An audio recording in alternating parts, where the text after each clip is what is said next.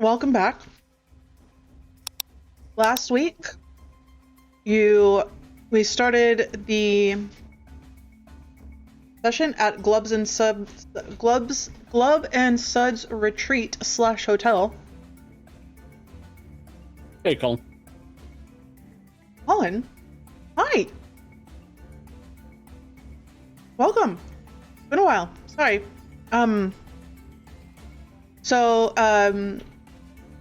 Dezzen, after, talking with Glub a bit, purchased some food, antiseptic, healing kit, while Neil was repairing his device and brainstorming new features for it. As Dezzen was on his way out to talk to Glub, a group of Malik guards arrived into the hotel with an unknown purpose as of yet to our Neil and Dezzen. Oh, almost called you Wen. As they settled in, throughout the evening there were giggles, and they decided to try and find the little shadow sprites, casting fairy fire and catching one of the shadow sprites and asking why they were following them. Mainly because you're funny. And apparently, they also wanted to borrow some tools from Neil. After releasing them, they, what y'all thought, they had disappeared. However, they had apparently lifted some mushrooms from Dezzen's dinner, 10 snips and a screwdriver from Neil, that they just happened to give the people who were in the cages outside to cut a small hole. The next morning, you were both questioned by one of Malik's guards by the name of Kavani, trying to figure out exactly what part you played. However, after casting a spell, he did figure out that you didn't knowingly have any part of letting some of the acquired children go. But Kavani also had some interesting questions about Satara, which Dezzen, not knowing much about what was going on, wasn't able to give him any details technically. However, he was willing to talk to his uncle when he went back home and find out if any was able to give Dezzen. You were leaving, decided to swing back, follow the footprints of the children. You found the children who were being guarded by the sprites within the Dimquay. And after speaking with not only the sprites but also the children, you decided to leave them there, be taken to the Lichen Prince. You believing that would be much safer than trying to find them a home in any of the main cities. After all of that, this was a busy session. What the hell? After all of that, you headed to Dezzen. I'm very efficient. Yeah, you headed to Dezzen. Showed your documents to the gatekeepers, made your way into the city, stopped for some coffee, people watching, little chat, and eventually made your way to the Azure Shroud Resort, where the talks continued as you both got to know each other. It is going to take all session to explain the session. I didn't realize that so much was done. It was just all important. Welcome to, the first 5 sessions of any campaign, I guess. So I believe we ended last week. Dezzen was showering, and Neil was laying out all of his things in half of the room exactly, and found not only that the sprites had taken a pair of 10 snips and a screwdriver, but also that apparently they had tried the pound cake that Marcy is apparently famous for, though didn't quite like it.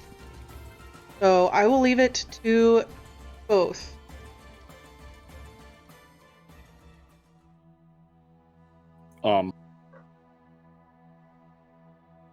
So what exactly are we doing?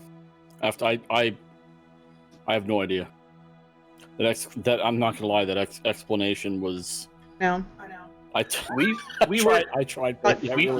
we were heading to bed, Dezzen, and tomorrow you're going to get a book of alchemy and some supplies because you were not successful in acquiring potions. You instead got a bunch of antiseptic and doused yourself in it.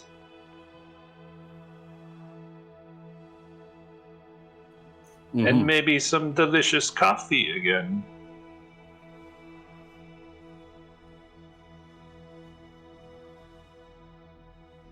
It's so good once it hits your lips. The addiction comes through. Just so we're clear, coffee isn't heroin, correct? It is to Neil. I am a male, I am a hero, but I do enjoy coffee. Are you a heroine? I figured you a male all this time.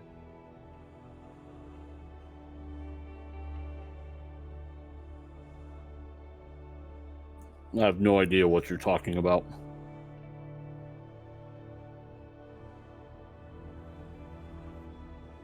You're a peculiar little fellow.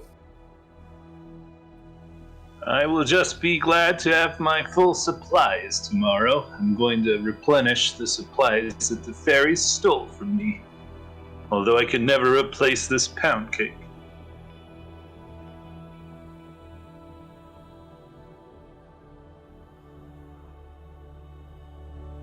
Right, so...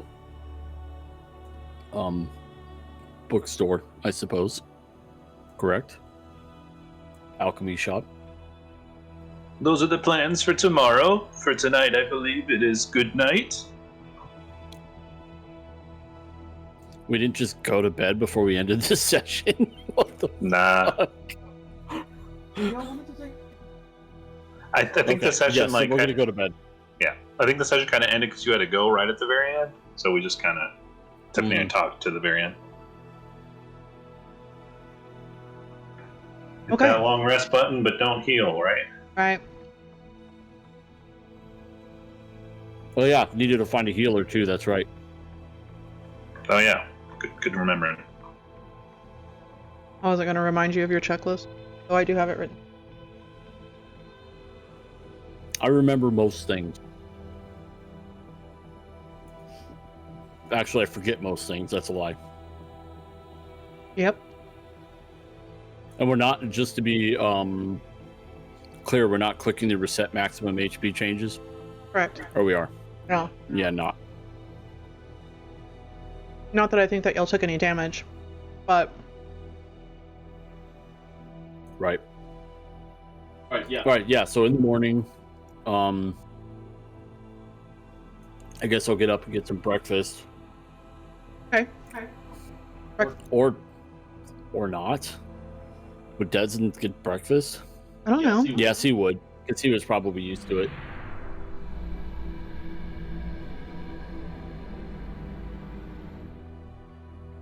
Thanks, Colin. Love ya. Thanks, buddy. So, I don't know. Would you just ring the bell for room service, or would you actually... No, because he's trying to fit in. Okay. He knows he's not in privilege, you know. And then I think I would probably take my pound cake and my super cold latte and head out to go acquire my supplies. Enjoy the continental breakfast, Dezzen. I mean, what's a continental breakfast? They actually give a full breakfast. It is, like, you can even go downstairs, order a breakfast. It's just included in the price. So you can and pretty we much, stayed in the same room too, didn't we? Yeah, so you can pretty much order whatever you want for breakfast. It's a pretty upscale place. All right, so I'll walk downstairs. Excuse me. Good morning. What can I get for you? Meat. Is there anything specific? What is it you have exactly? Well, today on the menu we have fresh caught salmon. We, I believe we also have turkey. And, bacon and sausage, of course, for breakfast, just depending on what you're looking for. Yeah, I'll take a plate of bacon and sausage, if I could. Bacon and sausage. Would you like anything with that? Maybe some fruit, or we have fresh baked bread. Fruit's fine. Turducken. All right, I will have that right over. So you sit down. Is there anybody in here? There's a couple of people. It's not incredibly busy. First off, are we keeping the room for another night, or are we heading out after this? Or are we taking all of our stuff out of the room? I think I would have taken my stuff because we still got a long journey to Ogreland. Okay, I just didn't know what the plans were. Okay. Yeah, I didn't know if we were staying a whole nother night or not. Yeah, I don't know either. Yeah, we hadn't talked about it, so I think for now I would have grabbed my stuff, but you're welcome to do whatever you want, Dezzen, as far as like renew the room or not. Right. So there's a few people in here, but it's not the tables are not full by any means. There are there's two couples and then what looks like a small business meetings of some kind over breakfast. But there is also a coffee bar if you would like to make yourself your own coffee. Or you can be served coffee. That is completely up to you.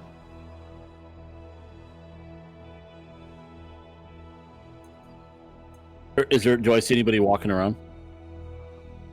Yeah, you would see a couple of people just keeping the tables clean, making sure the coffee bar is stocked.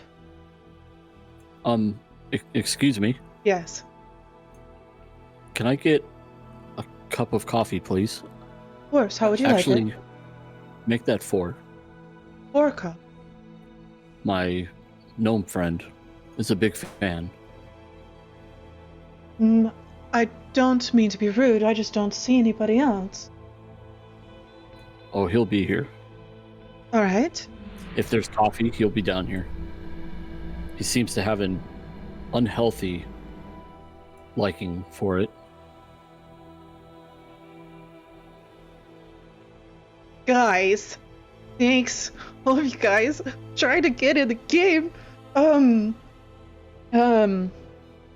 the angels. Seriously. Craziness. Right. I will, I'll have that out for you. Would you like a carafe? Yes, that would probably be best. Cream, sugar, any kind of flavorings? Yes. All of it? Alright. Do you have that in a carafe as well? The flavorings, no. Right. Cream then? Yes. Sugar? Yes.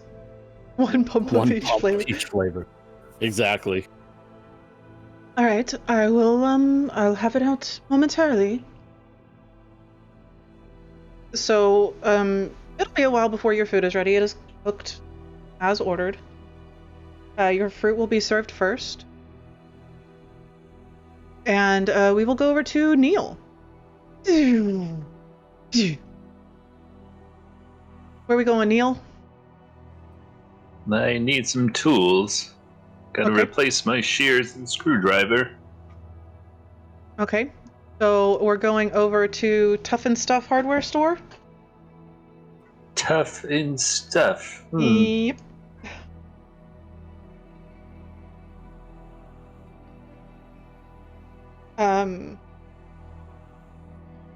So you head on out. It's not incredibly close, I would say. I mean, it's close enough to where it won't take you like 30 minutes to walk to. But it's definitely not on the main strip. So you're quite familiar with this place.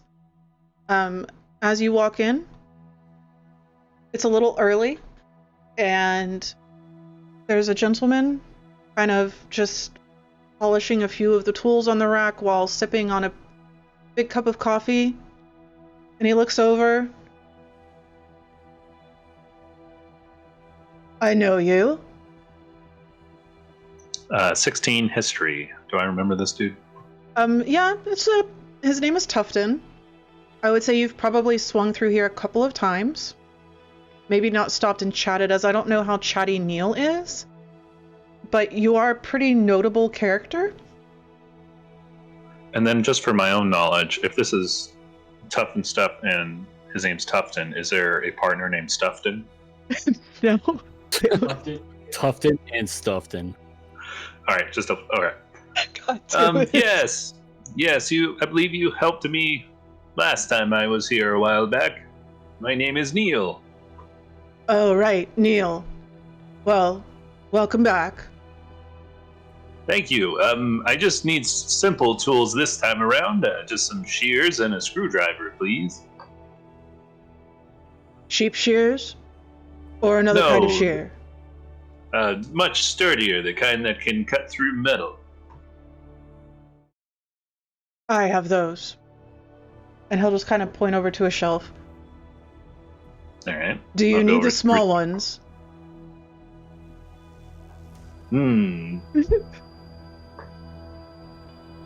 I believe I can handle the normal size. Right. I'm sure you can. And he'll walk over behind you and just kind of pluck it off a hook that's a little bit higher. I believe these might suit your needs. I'm imagining on Neil they're kind of like garden shears since he's smaller. I mean, yeah, that's pretty close. Yes, these will do.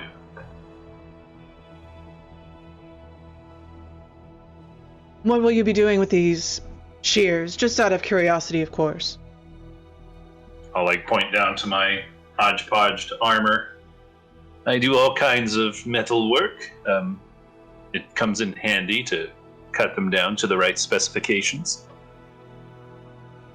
You know, I once knew a man who used to try something very similar. Oh, It didn't work out so well. He ended up with little nicks and cuts all over him. And oh yes. he got some kind of infection. Yes, most likely some form of, what is that? With the lockjaw, tetanus, yes. There's a lot of jokes there. I have to stop myself. Yes, that was the one. It was quite painful to watch. I'm sure it was painful for him as well, but it didn't hurt me necessarily. I'll unclip 3 of the clips on the side and kind of pull half the breastplate back, and I have a layer of leather armor on underneath. And so it's that's why I wear this underneath here. Protects the skin from the metal. I ran into a somewhat similar issue, though luckily no tetanus was contracted. Very smart of you. Him, not so smart. Well, I'm sorry to hear about your friend. But anyways, a screwdriver was next on my list, please.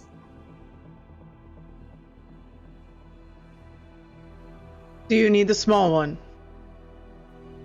Once again, the normal size will be more than appropriate, please. Do you need a Phillips or a flathead? Or just a set? And I'll go to, wait, one moment. I'll walk back outside to where I've hitched up Bernard, where they would hitch up their horses. Okay. And, I suppose my collection is looking a bit lacking. I'll come back inside. I'll take the whole set. Alright. Do you need hexes Real as quick, well? I just want to double check. Does the set have a small screwdriver in it? Yes, it has 4 different sizes with 3 different heads. Thank God. Just be careful with the big ones. He'll take a set down, put it on the table. Seems like an inappropriate thing one man should say to another.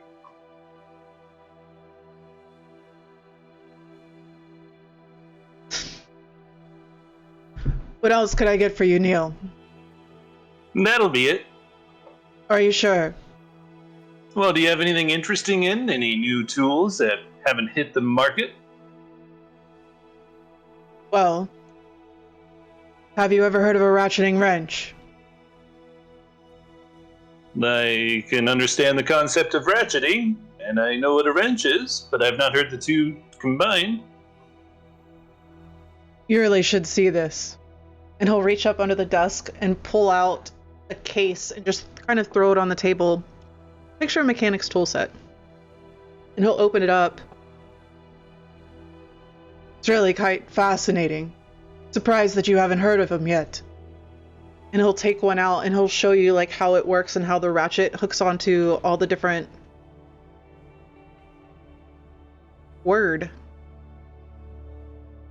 I keep Socket? thinking sockets. Sockets, yeah. All right. Oh my god. Wow. We're smart. Yeah, Neil will begin salivating at the sight of such a wonderful tool. And we also have, of course, all the different sizes of bolts that you'll need. And nuts. That's amazing. It must multiply your torque force tenfold. At least. Are you happening to sell these, or is this your personal tool? Well, I've got to tell you, it's the only one that I know of that lives in this entire city. You're lucky. He sounds like an orc. Is he an orc? No. He is, Oh, okay. He's a dragonkin. You are a lucky. What do you call him? A dragonkin? I don't actually know the etiquette of what to call a dragonkin. I don't know either.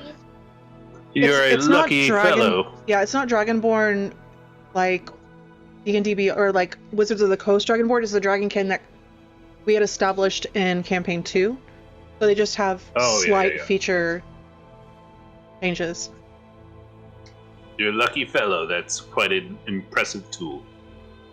It is. I was actually able to get it from Wilma's. Have you ever heard of it?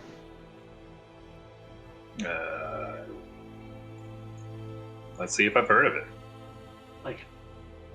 Mm-hmm. 14 history. This will be one of the things that I dropped in the thing today. It is Wilma's Wondrous Wobbles and Weirds. She has a variety shop, much like yours.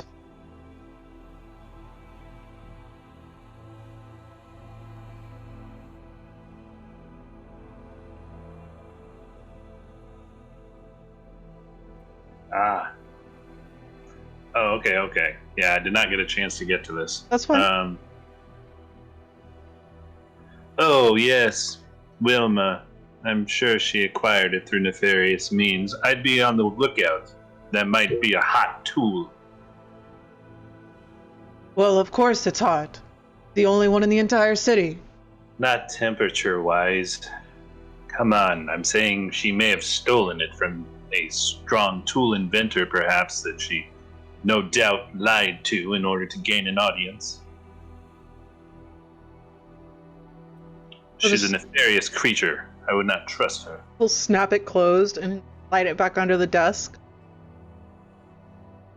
I'm sure it's fine. She brings me all kinds of interesting things. Never once have I run into any trouble. Well, no doubt because you run such a wonderful shop here, no one would question you. But be wary of Wilma. She may get you into trouble.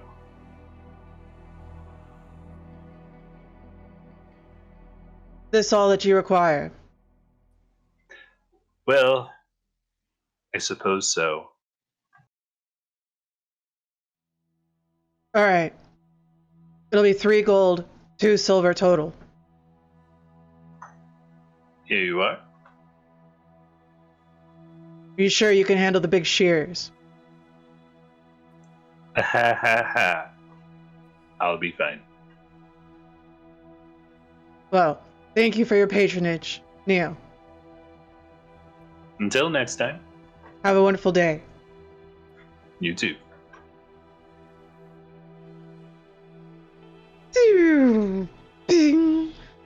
Dezzen, breakfast has been delivered as requested. Coffee everywhere on your table, and all the fixins, because Texas. Well, I really expected Neil to be here by now.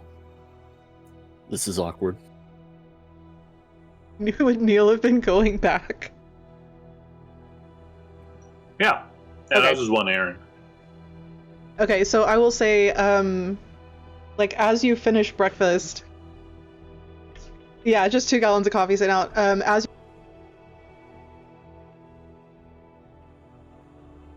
Yeah, eating all my food. yeah, Neil will walk in. I will be muttering, as I've been the entire 30-minute walk back. She probably stole it from a young child.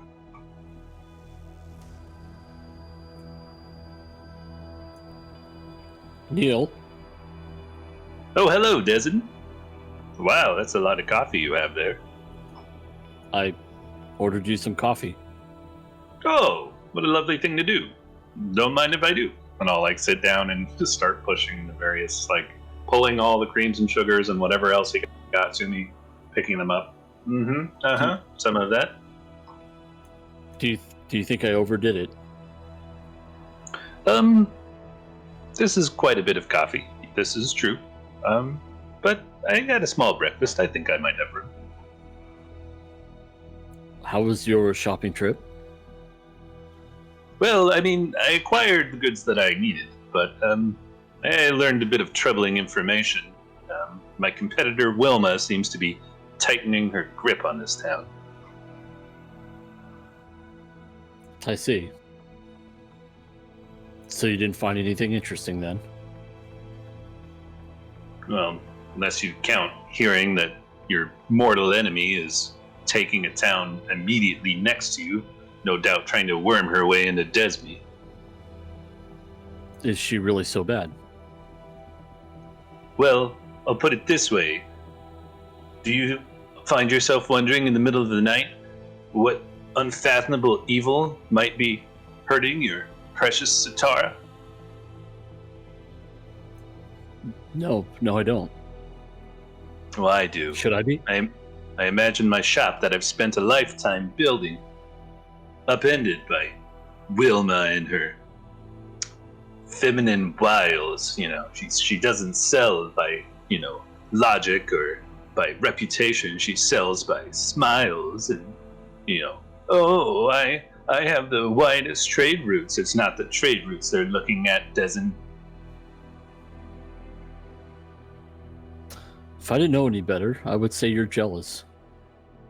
I'm not jealous of her. She just needs to come by success by the right means. She's an upstart, I tell you. She doesn't thoroughly research her products. I wouldn't be surprised if her tools kill someone one of these days.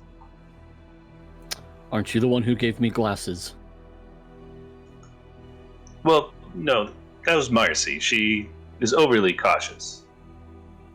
If you notice, we both have our eyesight, and perhaps that's due to the goggles, actually. It just seems to me that maybe settling your problems and banding together would be more beneficial. Unless, of course, she is as terrible as you say she is. Yeah, I mean, I guess since I haven't actually met Wilma, I'll do a history check to remember what Neil remembers of Wilma. 21. What does Neil remember of Wilma? She is as you described. She is charming. She generally gets better deals than you from various traders because of that.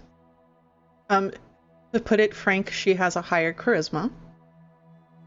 But she also is incredibly upset that you took her spot in Dezbid. She was putting a bid on the building, and you won.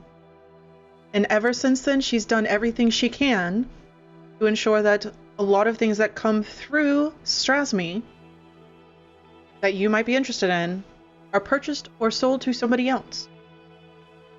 So you do get most of the contracts, obviously, from Desme, which she hates.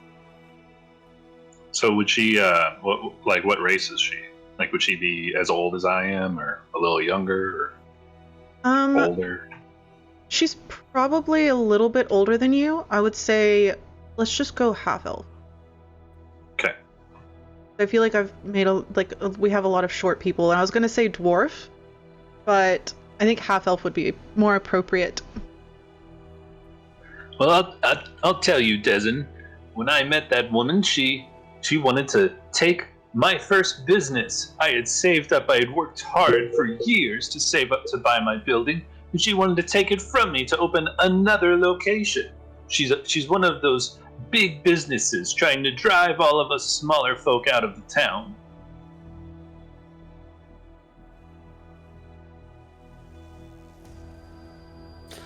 I'm just eating my food and nodding my head and drinking my coffee as he's talking. She is quite intelligent, I suppose, and I have established quite a rapport in Desme. Perhaps a new conversation might be warranted. Have you ever met her? Several times. Oh. But I haven't seen her in a number of years since... Oh, yes, it was, You see, I was running a buy-one-get-one sale, and it was doing quite well. And a number of folks had actually come from out of town that I guess were supposed to go to Strasme, but they didn't. They went to Desme for my great buy-one-get-one sale. And she did not like that, so she sent a couple of her goons to attempt to tell people that there was an even better deal in Strasme. There was not. She could not afford to compete. She had her big profit margins to maintain.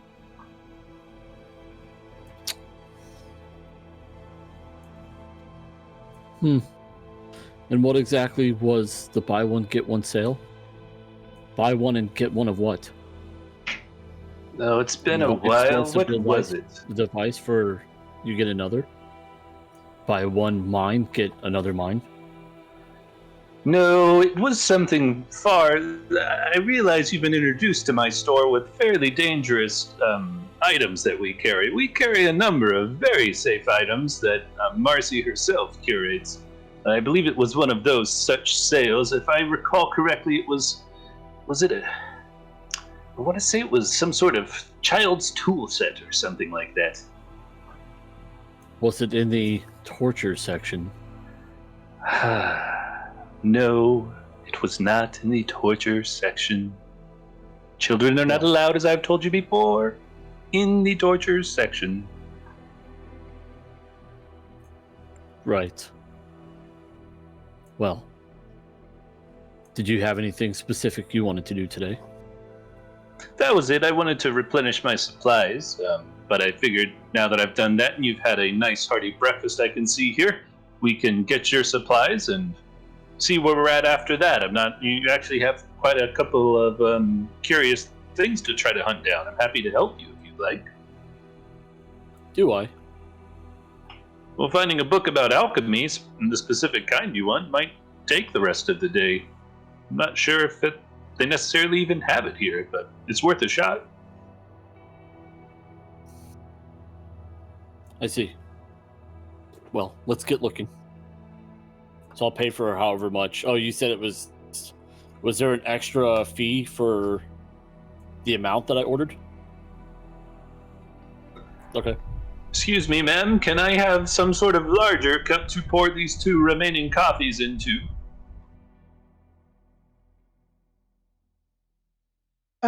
Of course. Do you have an empty water skin on you? Otherwise, we will have to charge you, unfortunately. I suppose that would work. Dezzen, do you want my extra water before I pour it out?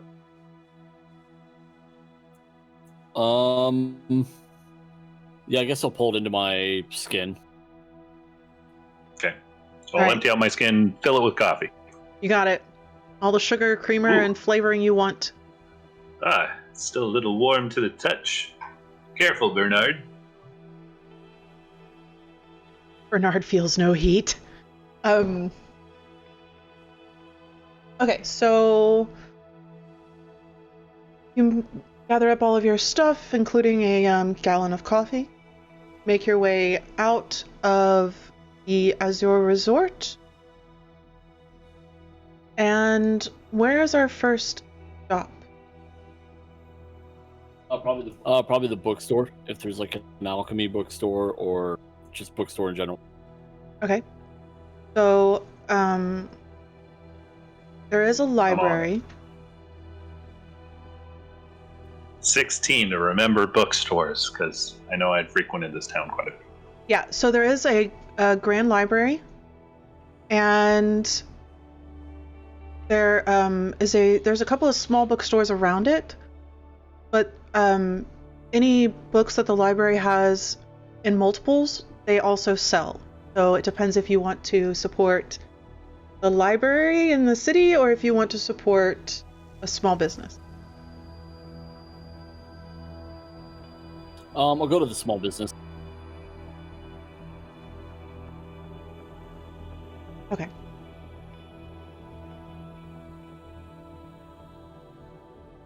So Is Wilma's on the way? it can be if you would like it to be. There, Dezzen. There's where the devil lives. Not literally, she's just a half-elf. But, or halfling, rather, right? Half elf. She's just a Hey, half-elf. where's the She's store? not an actual devil. What does the storefront look like? Well, Wilma's wondrous wobbles and weirds, and she also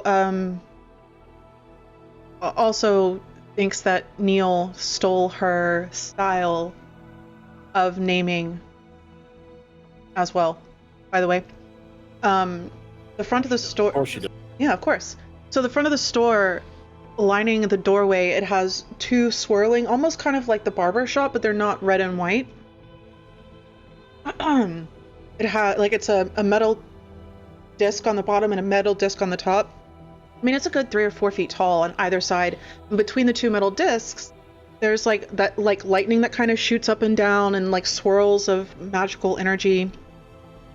It's painted in wondrous colors of bright greens and purples and what you would think of a weirds and something shop.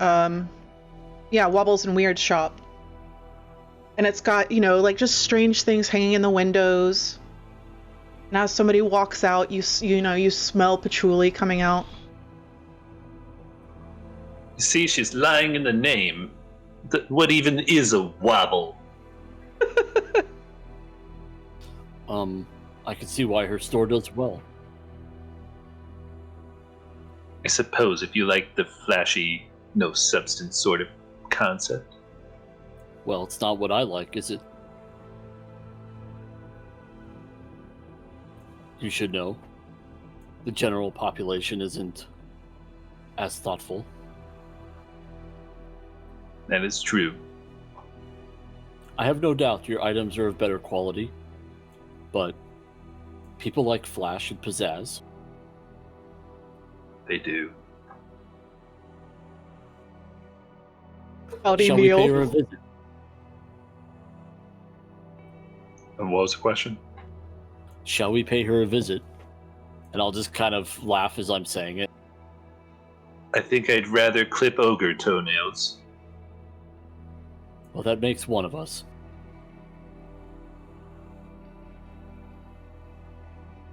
Let's continue. Okay, so let's say the first bookstore you come across is got you covered. And now that you're in this area, you can see the Grand Library kind of looming over the area. And as you walk in, nothing fancy on the outside. It has a, nice, neat little sign that has, an open book. As you walk in, small bell goes off. Ding, ding, ding, ding, ding. Yeah, Yep, of course. little ding, ding, ding, ding, ding, ding, ding.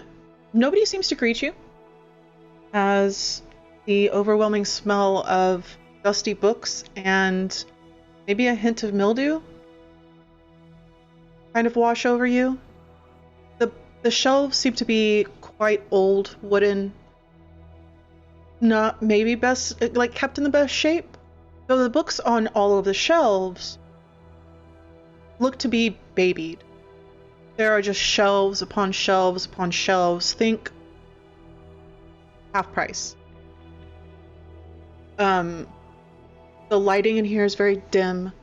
So it is all magical lighting, just kind of floating in between all of the bookshelves. It's very well labeled to find what you need. And there is a sign that says, "Please head to the counter. You need assistance." Okay. I'll walk up to the counter. Okay.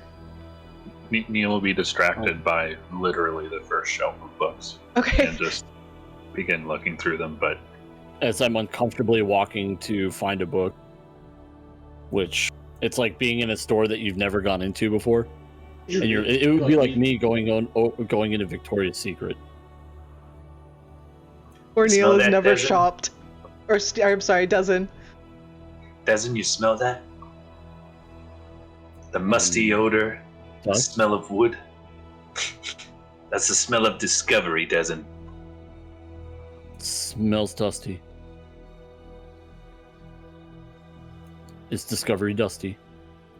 Oftentimes it is, yes. Right. Hello? A very young man kind of pops up all of a sudden, like right in front of you behind the counter. Hi. Welcome. What can I get you? I'm looking for a book on alchemy. Mostly, potentially something for, introductions.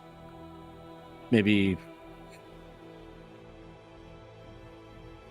I don't know. What do you have on alchemy? I don't know what I'm looking for. We have a beginner's book on alchemy and herbology. We have volume 1, 2, and 3, if you want to get started there. And then we also have the secrets of alchemical healing. That's a little bit more advanced, but it might be something that you would want to go with your book if you're going to start from the beginning. And then we also have books on herbology, local and otherwise, depending on what your needs are.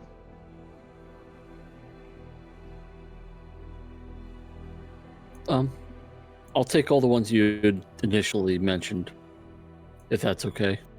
The first 3 volumes and then the herbology one. I will get those for you. Give me just one moment, please. Do I see anybody else in here? There's a couple of people kind of browsing. So I'm just kind of sitting there, like, at the counter. And just imagine going into a store filled with, for me, going into a store filled with makeup and lingerie, and that's about how Dezzen would feel. I'm just standing there, like, trying to keep my hands to myself, trying not to look too stupid. All right, Neil. When you clearly, not that he's embarrassed about being there, but he clearly has no idea what any of this shit is. 13 to hunt for a book about ogres. Oh, about ogres. I would say you end up like rummaging through quite a few shelves before you find like a section on local creatures and lore, maybe, or like just local creatures and their histories. You would eventually find a very small group of books. None of them are large, unfortunately, on ogres and what's known about them. It's literally just as simple as the word. Hold on, I'm sorry. Ogres, comma, the small ones, question mark. And then Ogres of the Hills, And then Ogres, habits, and history. Since the shopkeep seems distracted, I will try to begin gleaning from the Ogre Habits book. Okay, so you begin reading through it. What specifically are you looking for? I will say there's a decent index of this very small book of no more than 60 pages. Just want to affirm my knowledge and make sure I wasn't missing something. I knew ogres like shiny things. I was just trying to see if there's anything else that they're interested in, because we need to trade and converse with them. And then maybe if I saw anything about how to communicate with ogres if you're not an ogre, sort of practices and how to be respectful. Right.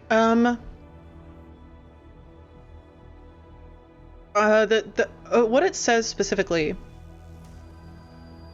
is mainly food. They love food. So they are known to enjoy the taste of flesh from some of the many races found in this area. Hunting for the word gnome. Hunting. There is gnomes in there. Oh, I didn't think about that. Gnomes and elves specifically. But Wait, why elves specifically? Why are we tasty? I don't know. Ask lore. I don't know. Maybe not you, but maybe elves. I mean, they're magically infused innately. Delicious. So, yeah, they're magically delicious. Exactly. So, I don't come pre-prepared with oregano. Forbidden flesh. No, but it's like the innate magic of elves. You see, a gnome is like the Just Marshmallows cereal. What is that? All stars and balloons or whatever? Yes, exactly. You're just all the good bits from Lucky Charms. Flail a shadow pixie? Oh man, it would be like get stuck in their teeth. It would be like eating a sunflower seed for us. Or less. Like a single poppy seed. But they do accept very large offerings of food to trade. And anything shiny. They love things that are shiny. You just want to be very, very careful. Okay. You just want to be very, very careful on how you respond to what they ask, because they will get angry very quickly if they feel that they are being made fun of or trying to be tricked in any way. So it is best to use small words, but a lot of them very quickly. Okay. I'll put the book down. Okay. Waiting on Tim. Is there anything else that you would want to look for while you're just browsing? No. If I was in the big library, maybe, but I know this person is a fellow small business owner. I already feel bad for having stolen a bit of knowledge. Okay. Yeah, in fact, he'll feel bad enough. I'm going to walk up to the front counter. Is there any sort of impulse buys on the counter? Bookmarks, of course. Little magnets. Ooh, anything shiny. Some of the magnets would be quite shiny, and they look like colored glass of some kind, made into pretty little animal shapes or that kind of thing. But it's in a display case, and on the back of the display case it says Wilma's Wondrous Wobbles and Weirds. Oh, god damn it. Now I don't feel so bad. But the bookmarks and postcards are not branded by her.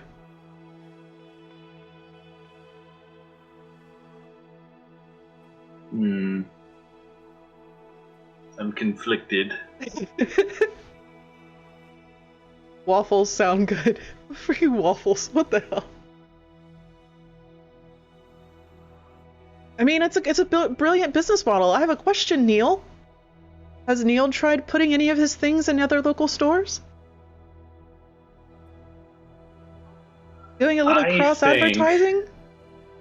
I think in Desme, Marcy would have gotten us into other locations. Okay. But Cornelius would have been way too obsessed with adventuring in the next big find.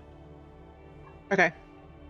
So I feel like if Marcy had extended her reach into surrounding, that's up to you, because I know you're basically playing Marcy. If you feel like she is thinking outside of Desme and is starting to like put fingers out in other towns, then yes, but it would be something totally not on Neil's radar, or something small, like Marcy would say, hey, you need to take this with you on your next, you're going to restock the buttons thing we have in the store over in that other town. I'd be like, oh, okay. It'd be stuff like that. Okay, I will say that it is probably definitely something that she would have thought of or seen from other people, and picked up on that and, given you some cross advertising.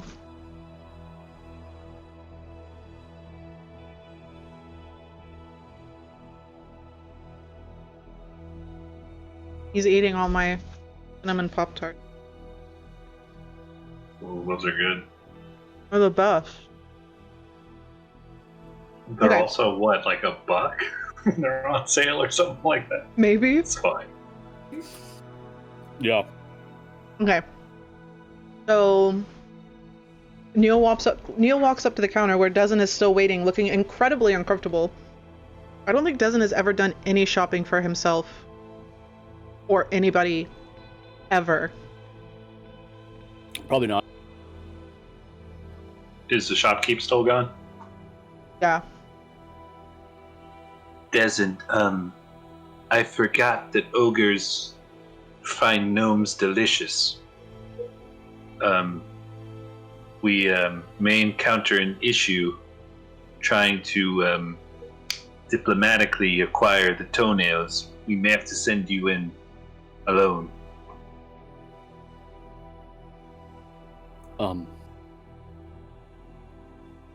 They just like to eat gnomes.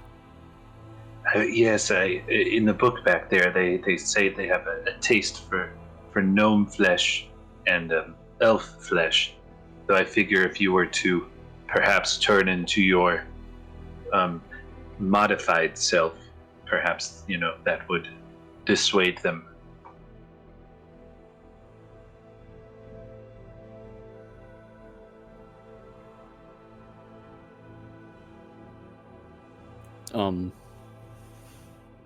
Do you realize I'm still an elf, right? Well, yes, but I was thinking, when you shapeshifted, you turned a little bit different color, and perhaps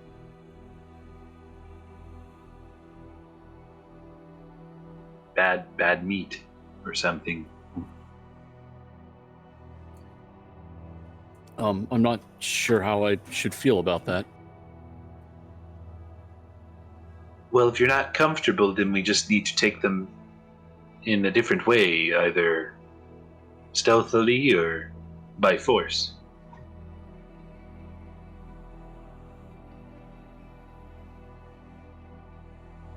We can try diplomacy, we just need to be on our toes. If one of them goes, ooh, no, delicious, or whatever they say, then we have to be ready to fight. Well, did you see the display for your friend? I saw the display. She seems to be good at cross-marketing, does she not?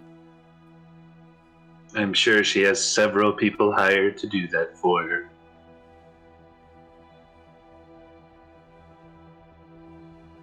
You don't have any people to do that for you? No, we're a wholesome, small operation. Marcy is all the personnel I require.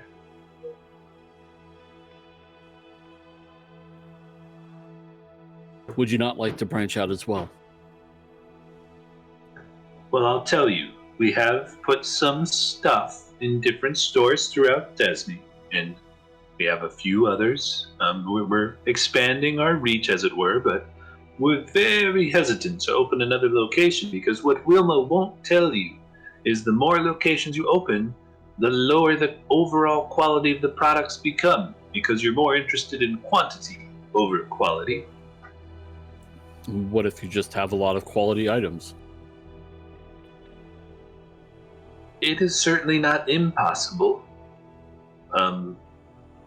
Do you think, and I'll very roughly grab the thing of buttons and kind of shake it a little bit as I pick it up.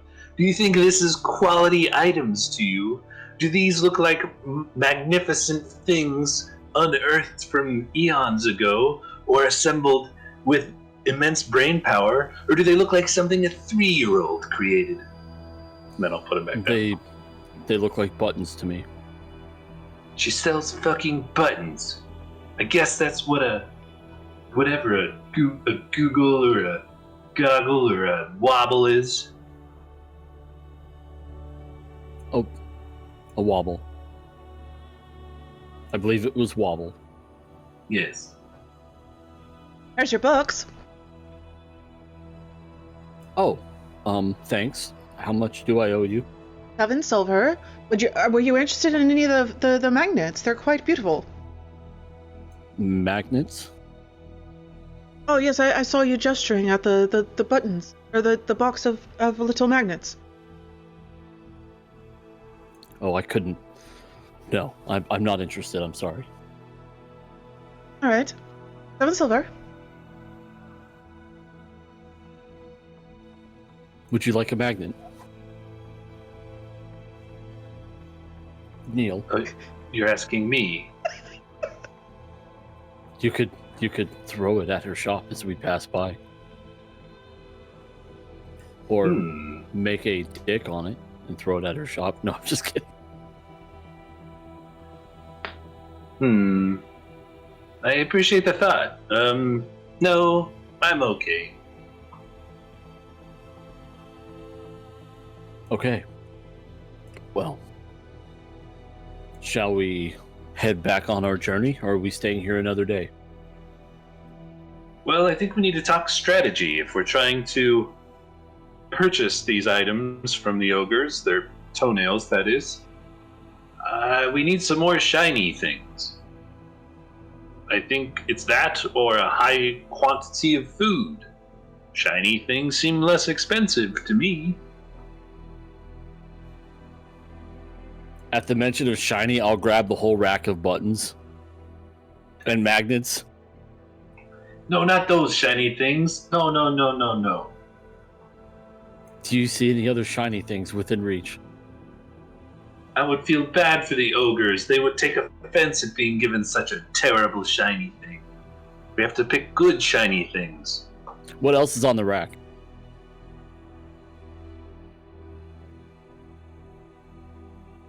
I'm trying to think.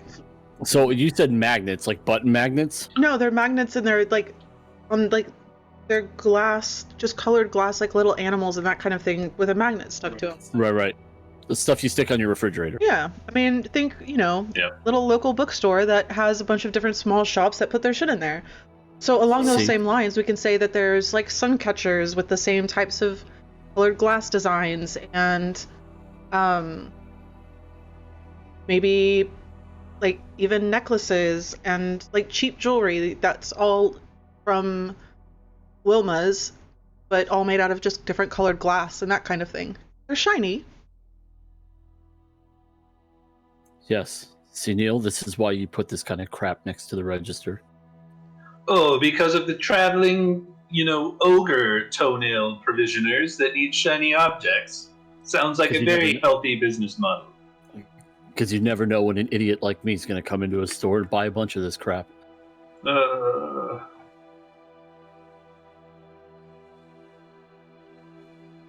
I'm sorry, Neil, but we need shinies. And I don't think ogres are intelligent enough to know what's quality and what's not. Nor do they ever have the chance to buy this kind of garbage. Right? I'll be outside. Ordeal. Shopkeep. Yes. Do you have anything else that's shiny in this store? Shiny? What, besides the rack of stuff, there's... Actually, you know what? I'll buy one of the magnets. Okay, 2 copper. Right. I've got an idea. Okay. So So I got the book to the copper or the magnet. All right. So I'm gonna walk outside, and hopefully before he can see me, I'm gonna stick the magnet on his armor. That is awesome. Sleight of hand. I hope you fail. What is Neil's passive perception? 15 I got. Passive perception is 10. Oh, wow. Ding. On the back of his armor.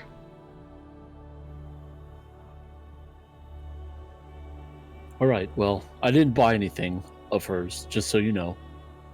Thank you. We can continue on this journey. Let's go find some shiny things for the ogres. Yes, let's.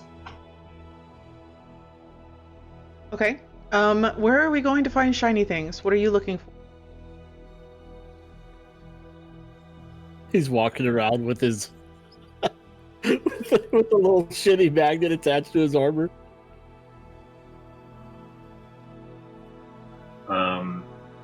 Yeah, I mean, I'm trying to think of what would be shiny.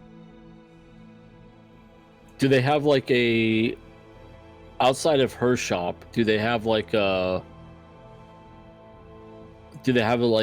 tourist store? I mean, I know these people like to slave out children, but do they have like a store of like random, like a tourist trap store for people that like slaver cities? For people that like slaver cities. So I just want to remind you that the majority of the population in most of these cities have no idea about the slaves. I mean, they could say that, but there's something nefarious going on. Oh, there's something nefarious going on. I could feel it. We could try the Rusty Shovel. It's a general supply store. But if you're looking for a forest shop, I will say there is now. But there is also the Rusty Shovel. What's at the Rusty Shovel? Just general supplies. Maybe some stuff that's shiny, like some pots or pans, perhaps. Pots or pans? Should we find the closest Bed Bath & Beyond? That is essentially the Rusty Shovel, only again, a small business. We are patronizing small businesses, Dezzen, not large chains like Wilma's Wobbly Woobly whatever.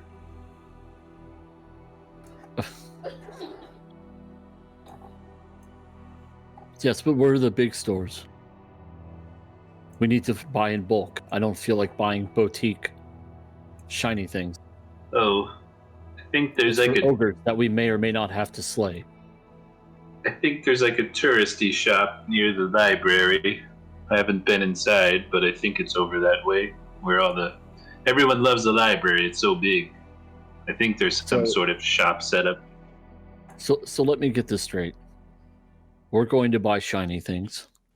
We're then going to take shiny things to the ogres, at which point we're going to demand their toenail clippings. Is that what I'm... Request a trade. Say, we have these shinies here.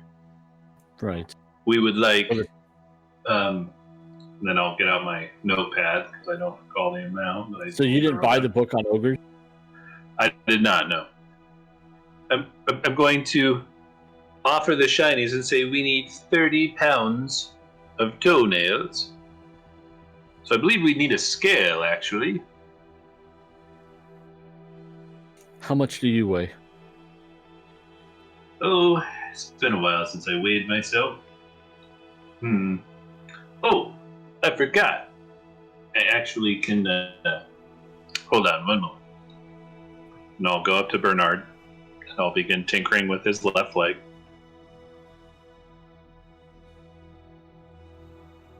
Yes. I'm going to attempt to recalibrate Bernard into a setting that I had found on a previous adventure that allowed Bernard to calculate weight, but I don't remember quite how I did it, so I'm trying to do it from memory. What checks would you like me to make?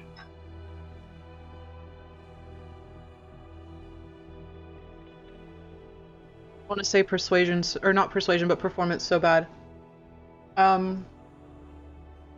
History and then a dex check. Ooh, history's a 9. Dex check is an 18. I mean, you do it, but you're not completely confident that it's going to be correctly calibrated, as you don't have anything with set weights around you to ensure it's calibrated correctly. So I'm going to take everything off of Bernard. Okay. I believe I'm somewhere around 40 pounds, maybe a little more. So let's give this a try. Did you just empty Bernard in the middle of the square? Yeah. Okay. Yep. I just walked off the side of the road, took everything off Bernard. People are having Now to I'm hopping on walk top of around Bernard. you. Okay. You stand on top of Bernard. Bernard, calculate weight, please. And Bernard would say, 61 pounds. it'll be like a really soulless voice that Bernard uses. It would sound very almost digitized. God, I can't do that. What we need is to know the weight of the nails. We don't. If he can calculate weight, then we can stick the things on him. Can we not? Yeah, that was the plan, was to ask them to put toenails on Bernard till he said 30 pounds. He just said 60 pounds, which I don't believe I'm 60 pounds. Oh, wait. I begin taking off my armor. Yeah. You do not. Yeah, so now I'm just in my leather skivvies. I hop back on Bernard. Bernard, calculate weight.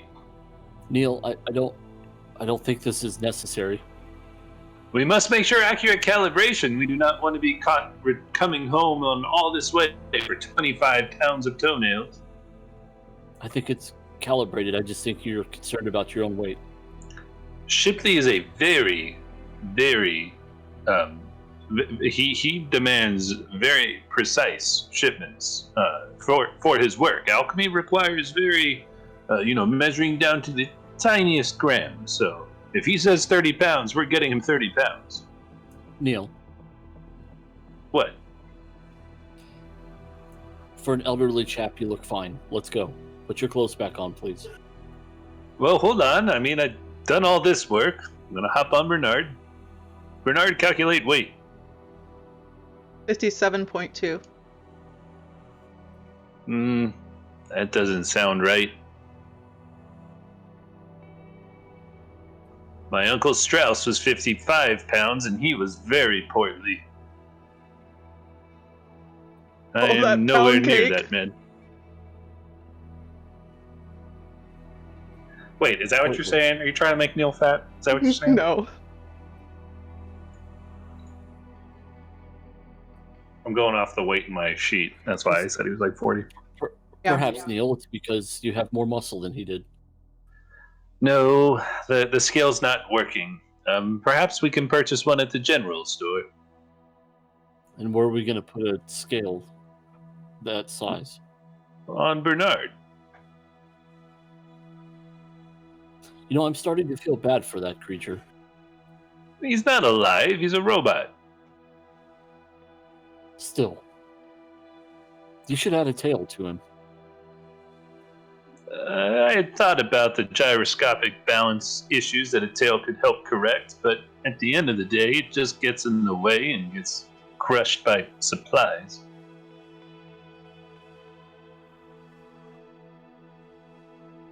Anyway, I'm gonna go see a healer. I'll put all my stuff back on. So you start clothing yourself again. Now, mind you, you did have leather underneath, so it's not like you're standing there naked. So I want to go see Marash Dethbid, apparently. She's just down the road. I'll catch up with you. Right. Okay. So you leave Neil behind. Never mind the naked gnome. He's not naked. He has like 2 layers of armor on. Yeah, I look like an acrobat. I'm not naked. I got like my leather leotard on. Right. Still some strange looks. Now instead of just walking around all your junk, you have a very wide berth. People wonder why Wilma's is so popular.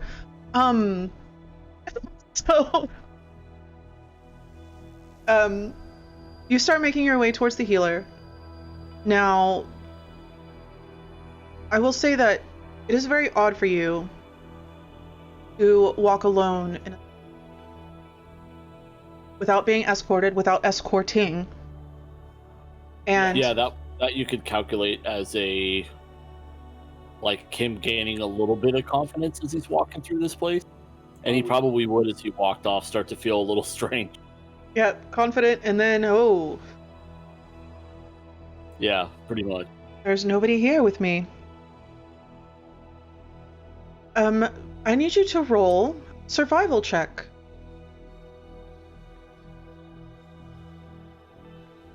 Of course you have advantage on that. Still only got a 10 though, because it's a -1. So Neil kind of points you in the direction, and you start heading off that way, instilled with some kind of confidence that you don't quite understand, until you get to the crossroads.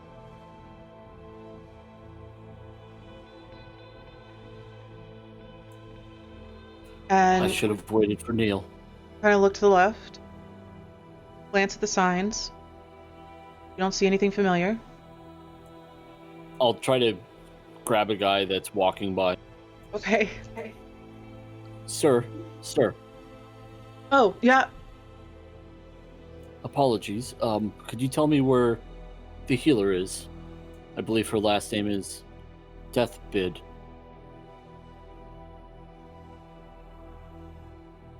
He. Sorry. You're looking for Dethbid. Sure, that's who you want to go to. Well, my friend is very particular about supporting local business. I felt the ER would be frivolous for us. Is there something I should know? Just rumors, that's all. Head more streets, take a right, first left. Right, thank you. You're welcome. And Neil I'll wait. will be catching up on Bernard. He's riding Bernard. Of course you are. On top of all the shit, you just add 60-something more pounds on top of Bernard. It's fine. That scale's inaccurate. It's 50 at the most. So you find Dezzen standing in the middle of the road, just looking towards you. Ah, there you are. I figured I would stop and wait for you. Ah, well, you were almost there. I asked a man who was passing by, and he gave me strange looks when I mentioned this healer's name.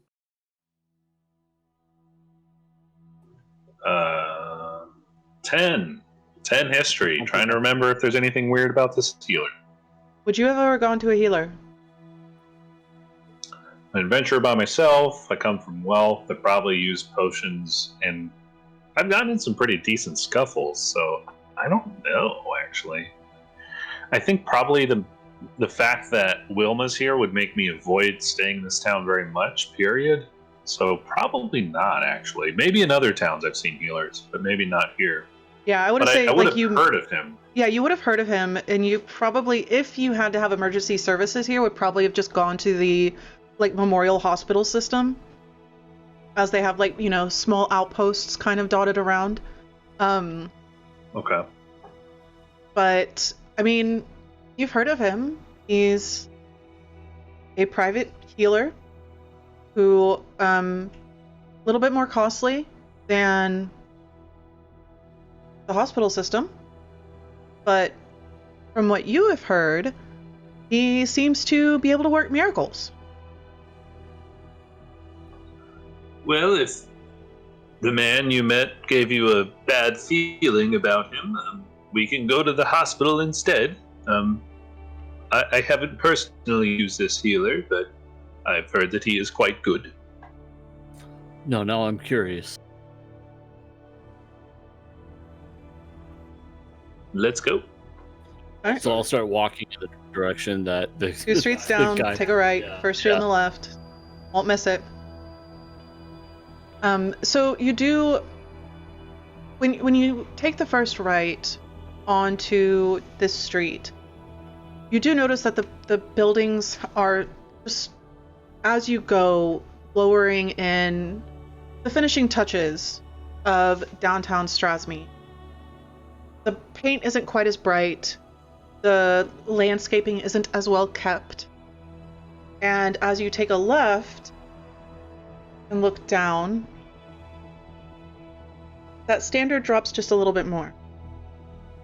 Whereas now, instead of even being painted, everything is just whitewashed, or the stone and the wood that's used to build these buildings are left to weather on their own. Some of them look like they've been tried to be washed and that kind of thing. But you do make it to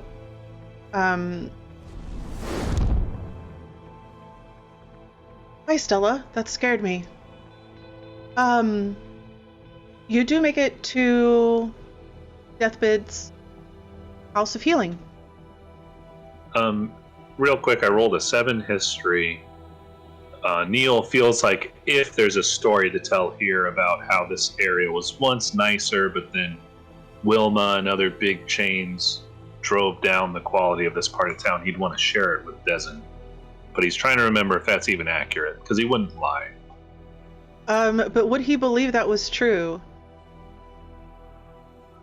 Well, would he have had a history coming through here enough to like remember passing through these streets and things looked nicer, and then coming through at a later date and things are starting to decline, and then happening to notice the rise of Wilma, and then being able to corroborate the two in his mind? Probably not in this area. Okay. I would say that this area for Neil probably wouldn't have been visited much, if ever. It is very far off the main track, and I don't know even how much time he would have spent around the library district. Okay. Around the the district of knowledge. So that's, I mean, that could be a theory that you have as you're walking through. Oh yeah, he'd certainly be wanting, but he's an honest character, so he's not gonna lie. But he'd be wanting to connect it if he could. But he's like, I actually haven't been here. I don't know what this was like. We're on an adventure though, Dezzen. I've never been to this part of town. Oh, good. I enjoy having adventures with my health. Don't worry, the trees are quite far. They've been mulled into timber, they can't get you anymore. Thanks. Oh, I promised those jokes would stop. I'm so sorry. My apologies.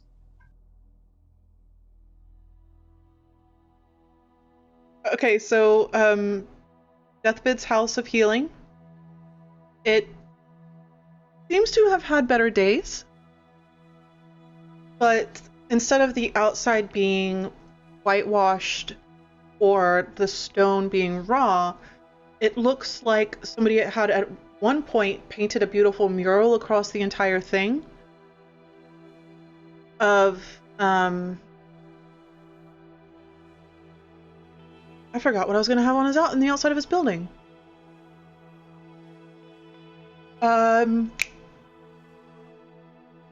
Sunrise over the ocean. Sunset over the ocean. There you go. Healing vibes. Sorry. But it is now faded quite a bit. And the door itself is propped open. And there is a smell of antiseptic and like sage. It appears he's also a fan of coffee. I'm seeing warm vapors coming off a hot cup. Do you see that on the mural, Dezzen?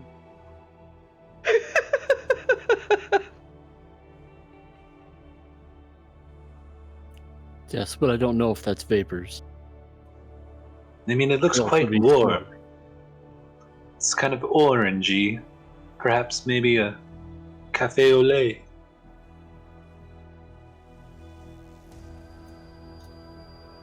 Right, I'm gonna go inside now. I suppose follow we him shall in. see. I'll leave Bernard outside. Okay. So you make your way in, and sitting on a rotating stool of kinds, a little bit bored maybe, is a very small statured, I believe it was half orc, right? Just Yes. as a private healer for me. Yes, half orc. We're not counting that as number 2. Okay? And next to him you see like on a table kind of pushed along the side are a bunch of paint pots and some brushes, all very clean, and an empty canvas kind of just stuck on the wall. And he's just kind of sitting there looking at the wall, rocking back and forth on his stool. He doesn't hear you come in. Hello? Hi, what can I do for you? I would like to get some healing if that's okay.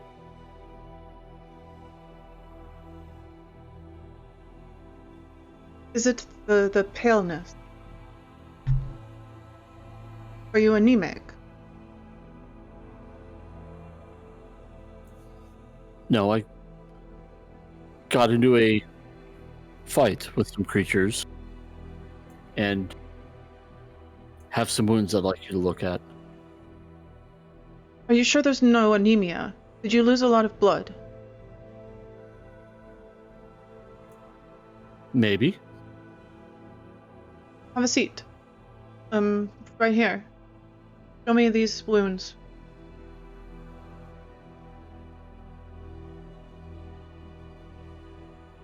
I guess I'll kind of lift my armor up. At that, Neil will turn around and walk out. Okay. Yeah, there's no privacy I'll here. be outside, Dezzen. I forgot this is quite a private matter here. I'll be outside with Bernard. He like jerks up your armor and just kind of starts pushing on all of your bruises.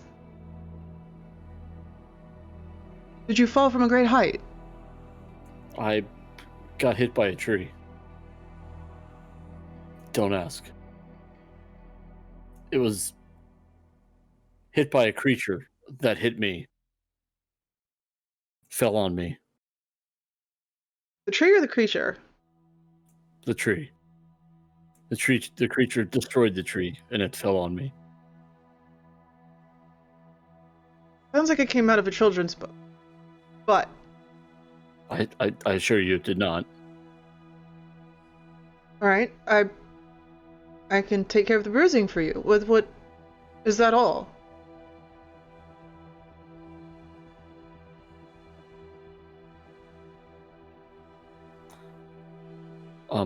Could you give me a checkup, I suppose, while I'm here? Yeah, let me go get my supply. I'll walk into the back room. He'll come out with a rolling tray of all different kinds of things. I'm gonna need some blood, if you don't mind. Sure. So he'll take a large needle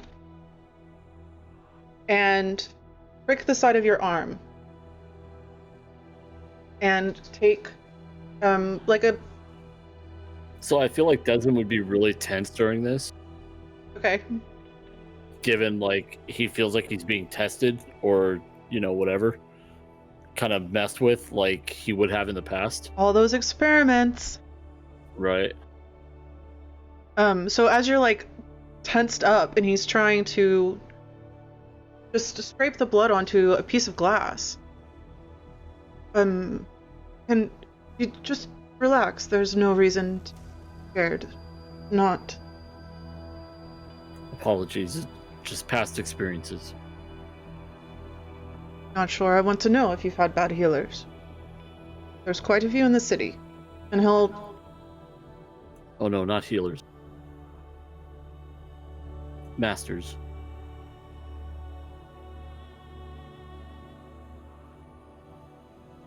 He'll just kind of turn on his chair, put the glass down with your blood. Are you an escapee? Escapee from what? Never mind. No, my master is Sitara.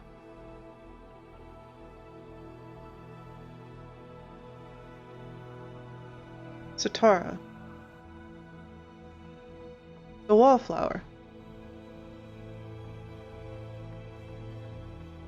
Have I ever heard her described like that? Probably not.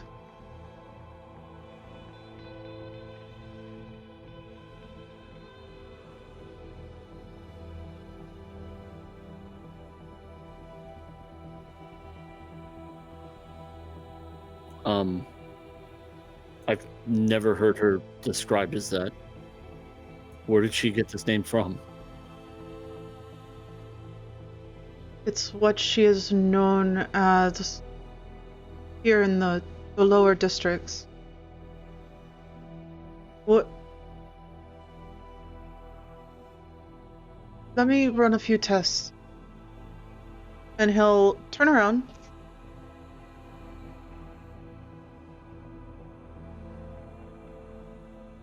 And on his little rolling table, you see a few strange things. There's 4 different types of wood. There's 3 different bones.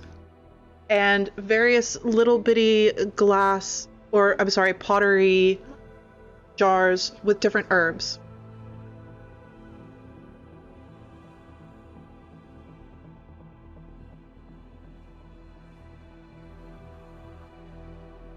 Sorry. And he'll take the blood and dip his finger in it and put dots on each one of the pieces of wood. And then with the rest of it, he'll smear it across the table itself and then put a little bit of the herbs over the line that he made.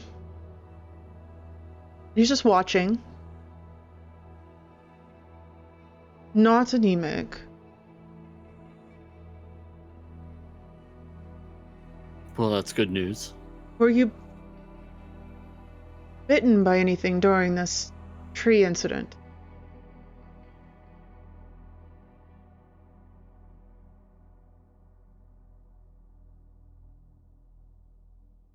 I don't remember. Does it look like I was? Possibly. There's some interesting thing going on here. The blood. I haven't seen this before. Yes, well, I have an affliction of sorts. That might be it. I see. You've never seen it before, you say? No, I haven't. But it looks like some kind of disease of the blood, which is why I asked.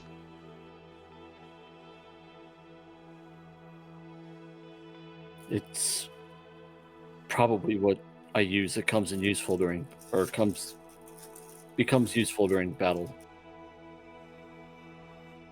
It gives me different abilities.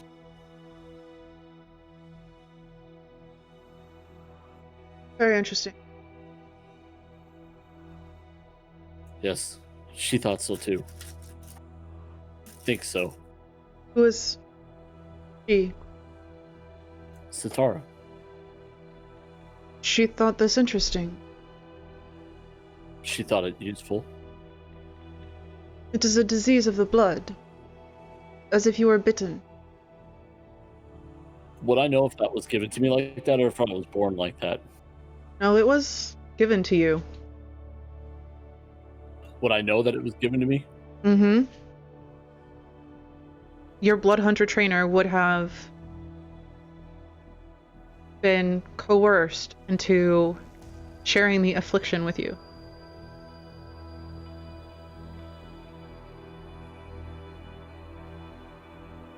Unfortunately, it was part of my training.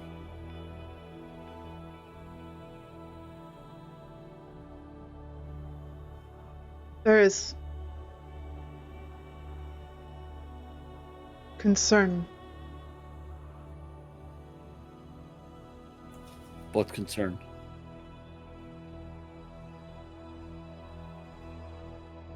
What other experiments did she do?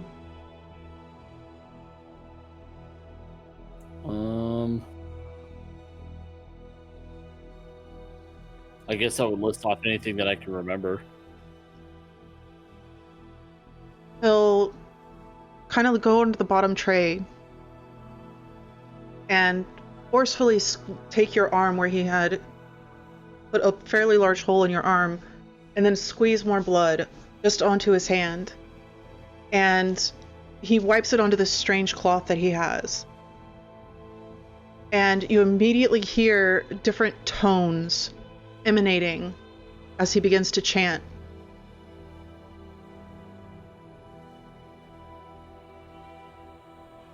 Do you hear anybody else speak to you within your head?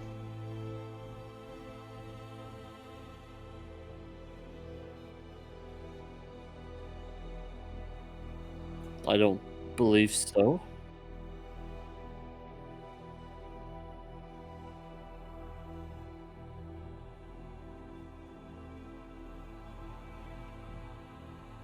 This is not curable.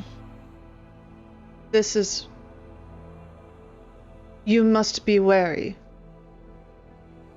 Do you have control of the beast? So far, yes. I was taught to control it.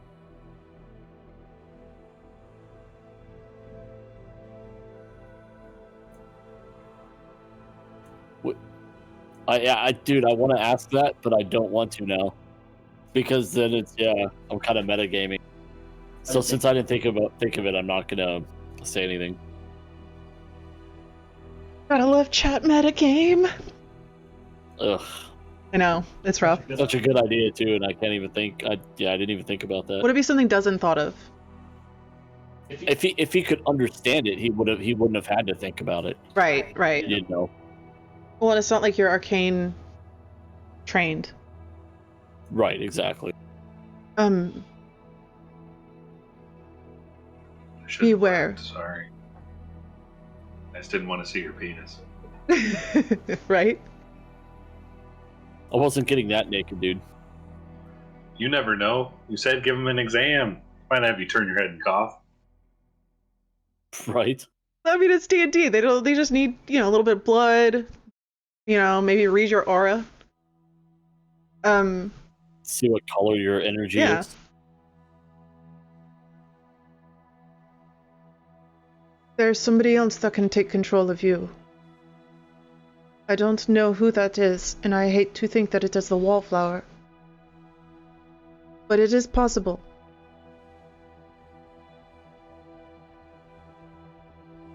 Hmm.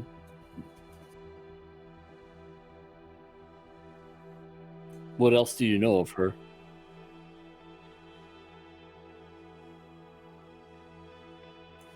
She is not well loved, from what we understand.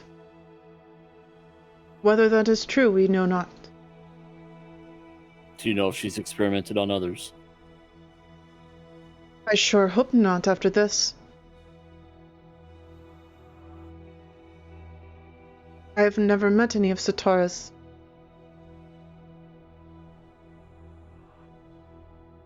companions.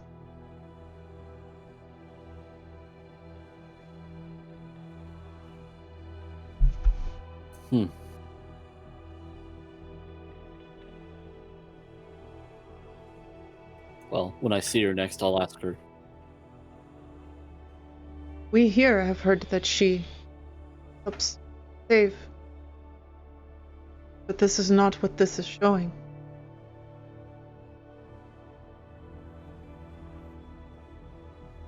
Never mind.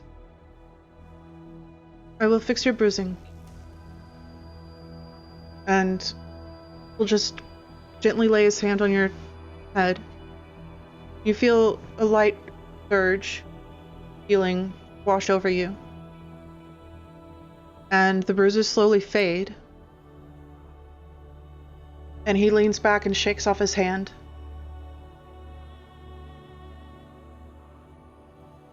Without looking into the room, Neil's gonna prop the door open a little bit. How's it going in there?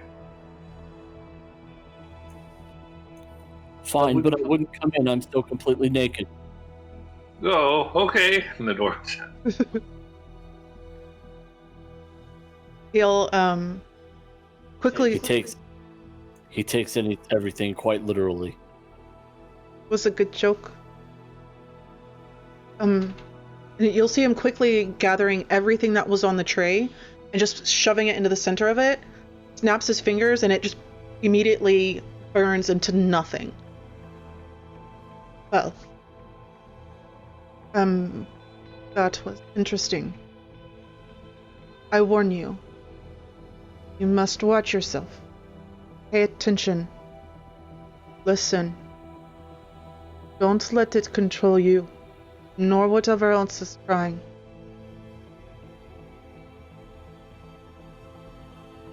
So far, I have not had an issue, but I'll keep that in mind, thank you. How much do I owe you for your services? You don't owe me. Well, I must pay you something. Any donation is appreciated. But I have learned much today. I'll give him 10 gold. Okay. Thank you. You are in need, come here. Not to the hospital.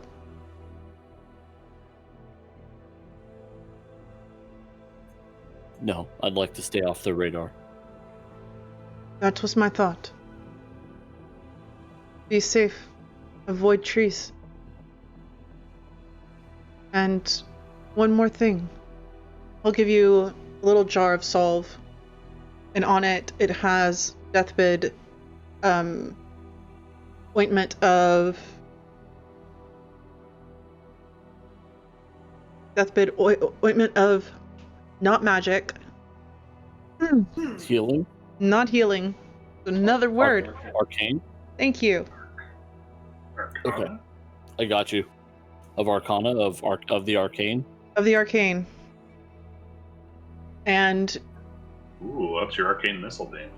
And he hands it to you. This is good for bruise. Maybe small cuts.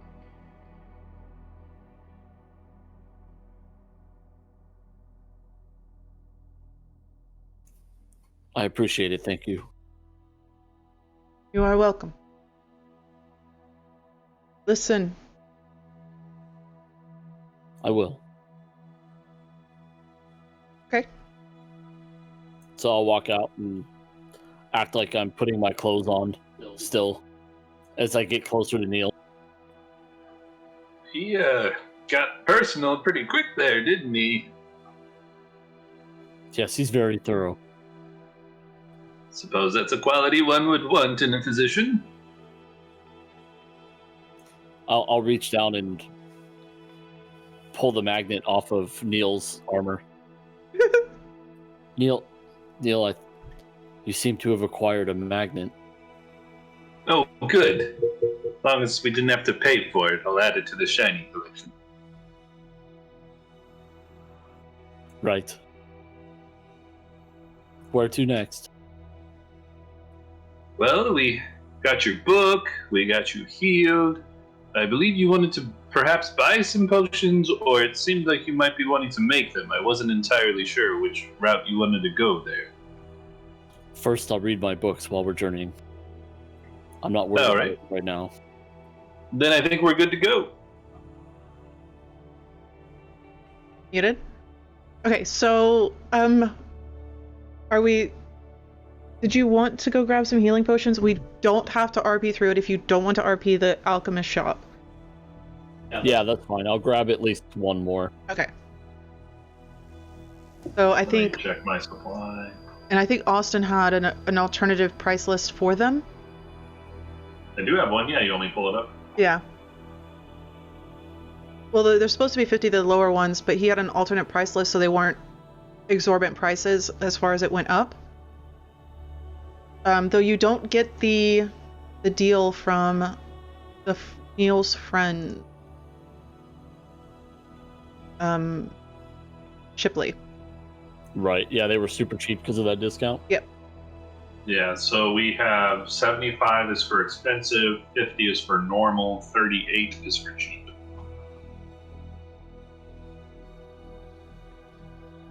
From Shipley? Or that's your price list?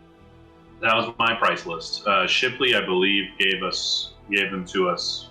Did we buy healing potions? I forget what we bought from him. But he gave me a discount that's probably even cheaper than cheap. Right. Yeah, and I'll just grab some more rations, I guess, on our way out. Okay. Easy enough.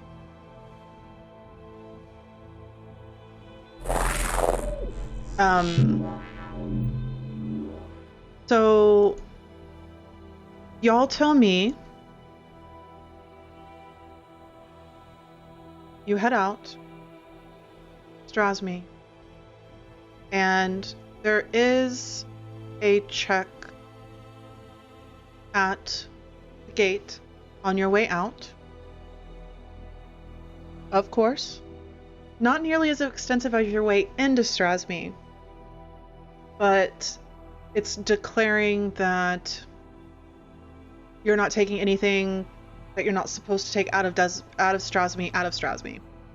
But I would say with Neil's documentation, his extensive travel, it wouldn't be a problem for y'all to get pushed through the fast track line, I'll say, of known traders and those that are trusted and business owners. And you make your way to Dezford. Dezford itself is more of a... First off, before I fast track this, it's only a few hours to Dezford, but I am still in super fast travel mode from campaign 2.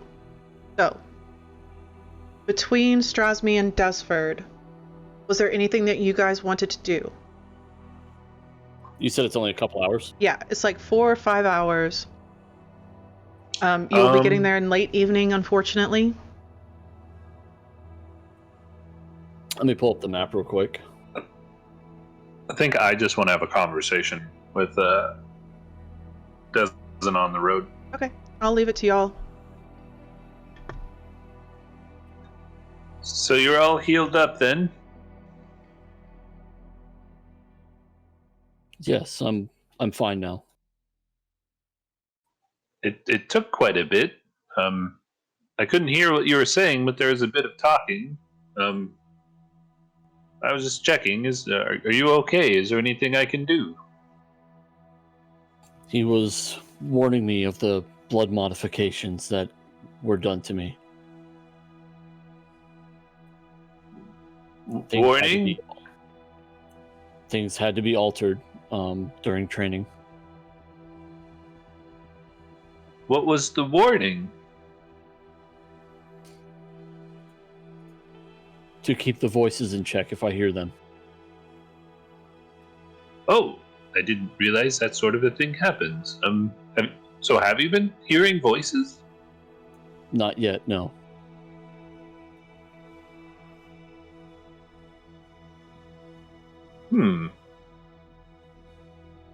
If you're amenable to it, I could do some research on my end and see if there's a contraption that I could design to help.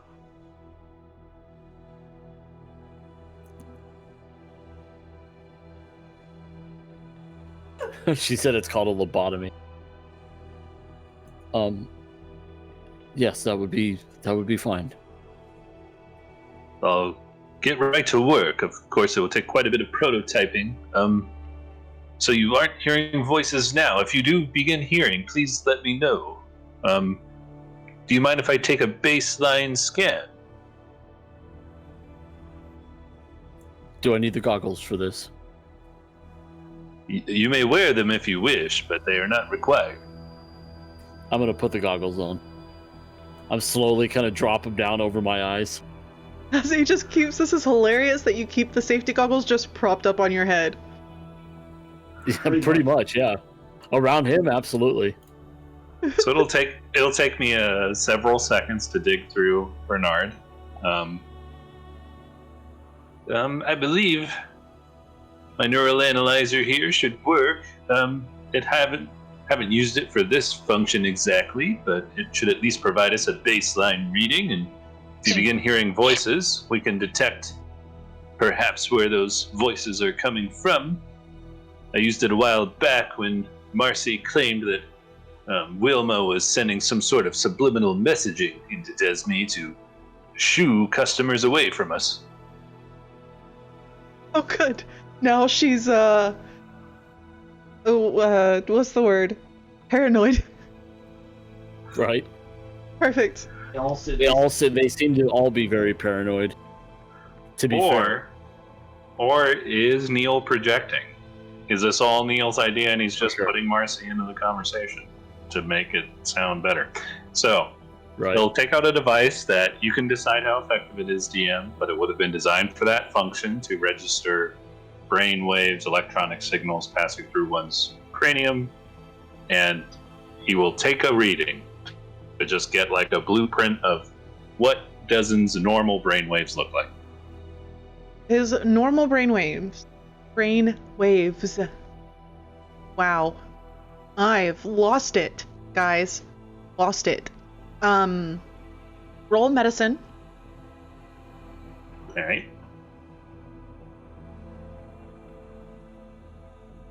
Oh, 3. Dezzen.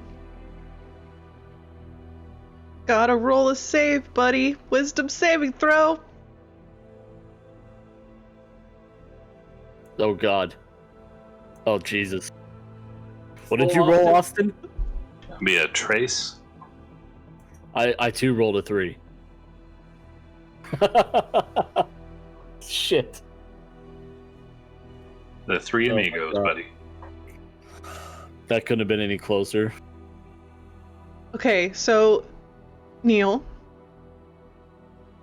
is this contraption attached to the head? Like, I'm picturing, you know those head massagers? Kind of what I'm picturing. Like, you push a button and all these little things go, and then it just kind of wraps around his head? Yeah, I think for Neil, he would have, after having designed armor that was so chafing and causing him discomfort, and having to correct that prior to inventing this, he would now have invented something that took comfort in mind. So it would probably be a series of pads or sensors that would be placed so that they're not like, he wouldn't want to create a dome that has to create like force. He would instead have several sensors. So it'd be more like an actual brain scan, like a dozen or more different pads put around Dezzen's head. Dezzen. Neil flips the switch. And everything in front of you disappears. You see nothing but a pale yellow light everywhere. It's just pale yellow light. Luck ones for yes. And in the distance, you hear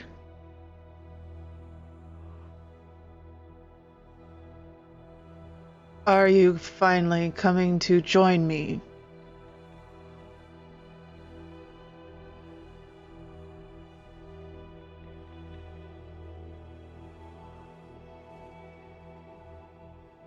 Who is this? You abuse me at your whim. We can be more powerful if we work together.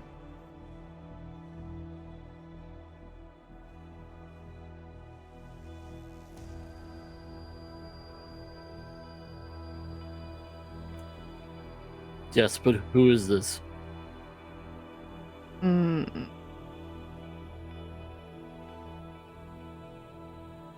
Man, I have a really good name, and somebody's gonna make fun of me for the name because it's kind of tropey. Gonna do it anyway. Fuck it. Wither.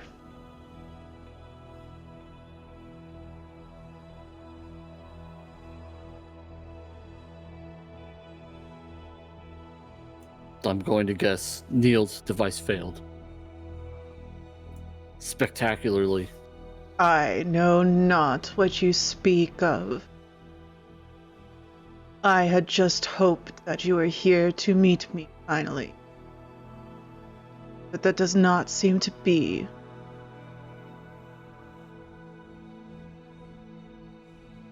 Is this my blood talking to me?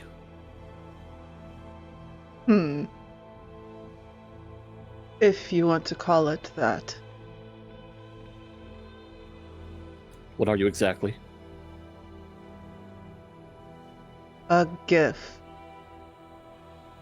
Not the other bestowed upon you. We are tied, you and I.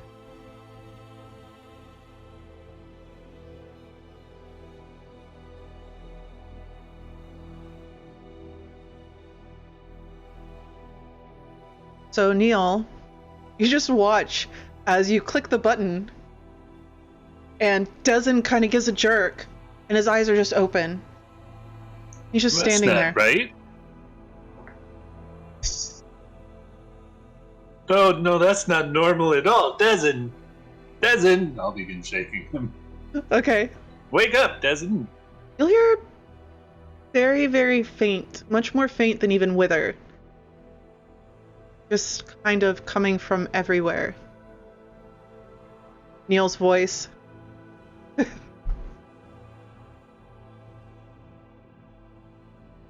Yes, his device failed spectacularly. I'll think to myself.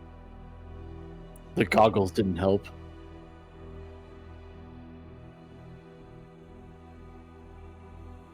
I am disappointed. Go back. Wait. What is it you offer?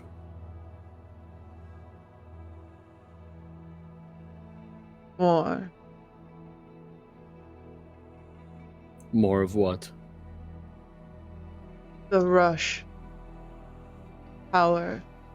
Strength. More. Alright, Neil, what are you doing to bring him back? Well, what if I want to say yes?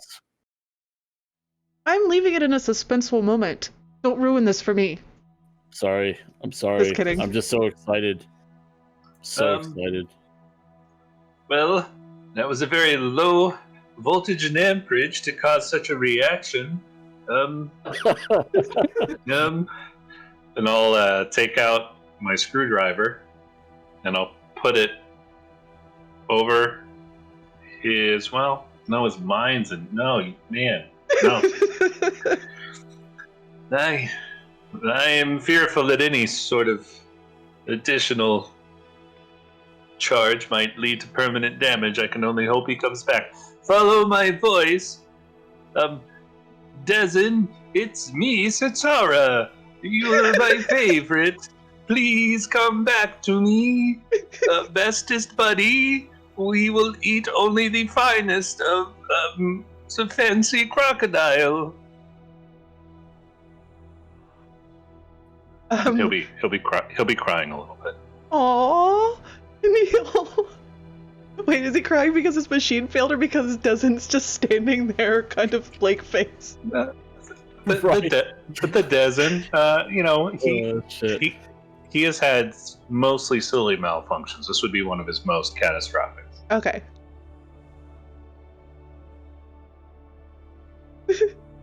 Back into interior Dezzen.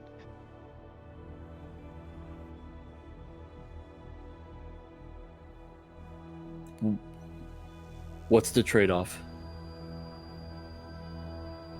Trade-off. Why? I get to be more a part of you.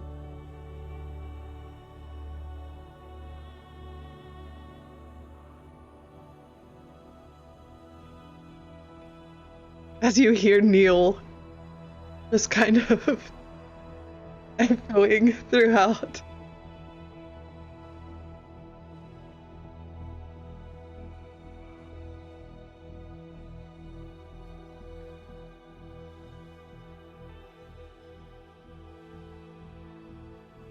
The light begins to fade a little bit.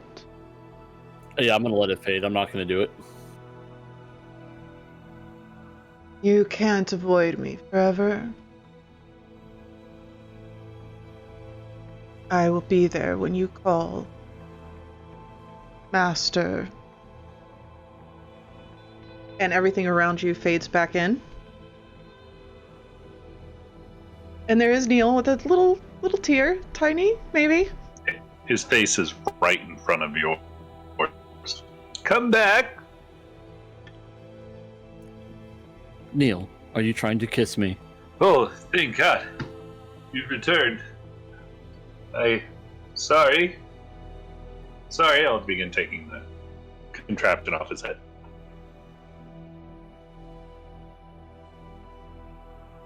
It apparently is much more invasive than I anticipated. I'm very sorry about that. The baseline reading was not useful. Yes, the goggles didn't seem to help. I told you they wouldn't.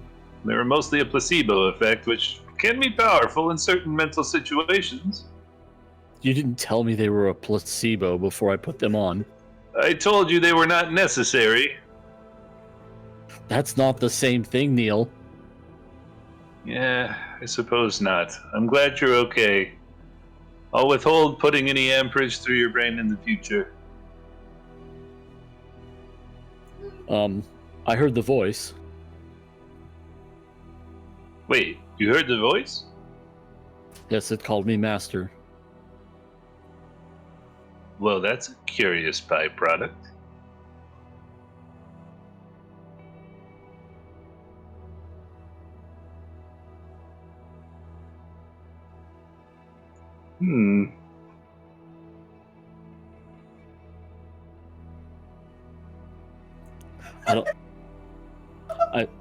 I believe the device just got me in touch with what was already there. Seems so. Well, if Don't beat yourself up too much. that energy got you in greater touch, then perhaps the opposite energy would help deflect this creature. Yes, let's not test that out right now, though. Well, no, we'll try it on several other organisms first before working our way up to human testing. Right. Is that a pier that I see? Oh, yes. Well, I was concerned. You are becoming a good friend, and I have not really murdered anyone. I thought I might have murdered you.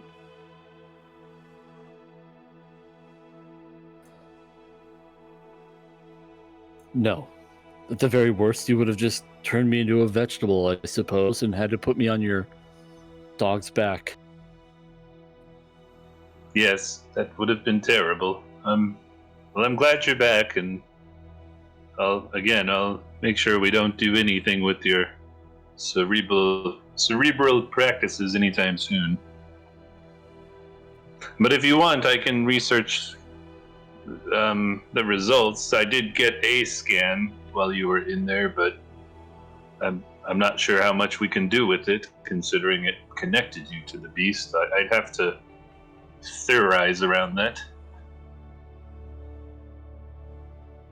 Well, we can deal with that another time. Let's continue. I just really want to make like some sort of really big metal cap that he wears to keep the werewolf from taking over. That's what I want to build in time.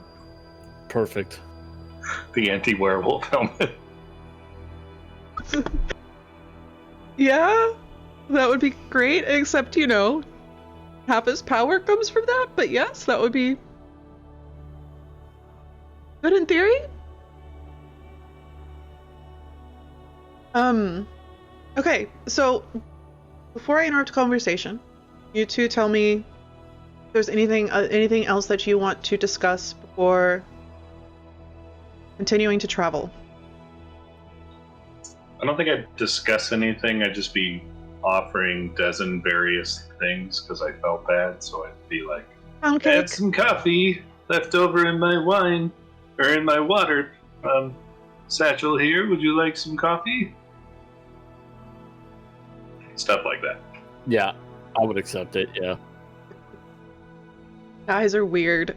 I'm sorry. Here's coffee and cake. Well, there's not much to talk about now, is there? Oh no. Oh, that's true. Oh, yeah. I guess I would want to ask that. So what did this voice say?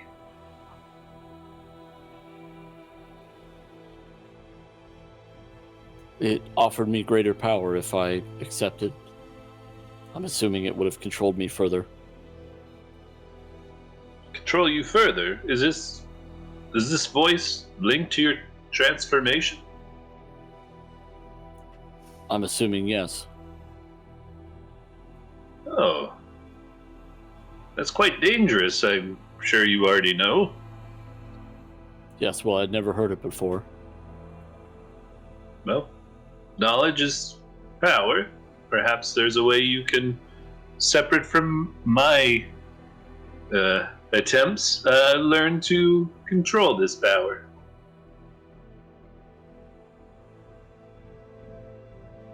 We'll see. And I see chat, by the way, this is today's coffee, so it's stale. It is not yet sour. Thank you very much. He already drank the bad coffee earlier this morning. So to be fair, it literally takes me 6 hours to get through a cup of coffee. Mind you, it's half a pot of coffee, cup, and it doesn't get sour. It does get stale though. Anyway. Exactly. I honestly didn't realize that coffee could get stale, so it's just, when it gets cold, I just don't drink it anymore. Cold. I like it cold a lot, but it does lose some of that freshly brewed Okay. flavor. Alright. I'm okay with drinking coffee that is made as cold coffee, but if I know it's been out a while and has turned cold, I don't like to drink it. Strangely enough. Cold coffee.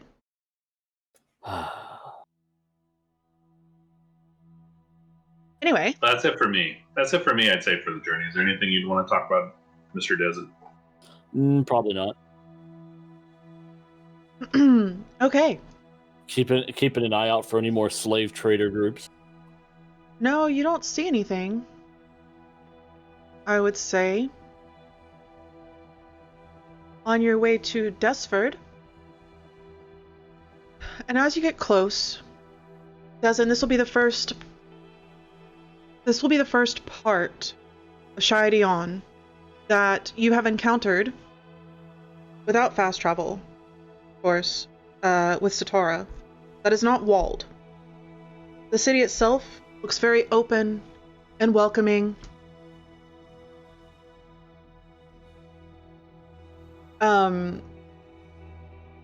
There is, like, on your way in from the northeastern part of the city.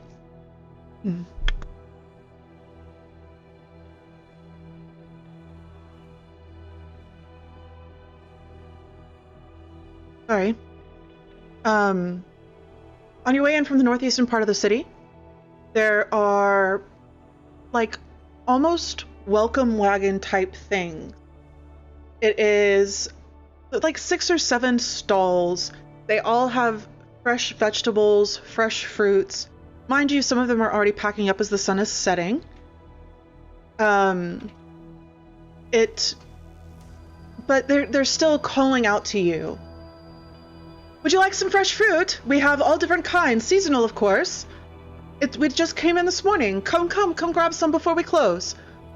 Vegetables. Vitamin C might be good for your synapses, Dezzen. You've had quite an ordeal inside your cerebral center.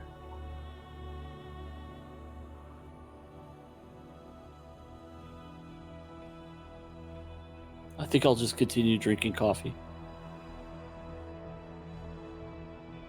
It seems to do the trick. I'm gonna buy an orange with plans to somehow slip it to Dezzen in some way. Okay. Okay. So the simple copper for a single orange. They do look quite lovely. Would I have even ever eaten oranges?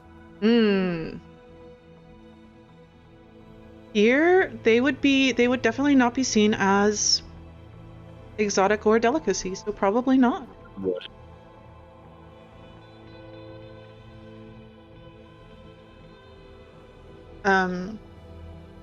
So if y'all don't choose to grab anything else from any of the vendors, I would say anybody that was cooked. So explain the vendors again. What are we seeing? Right now it's mainly, you do see some stalls that have already been packed up.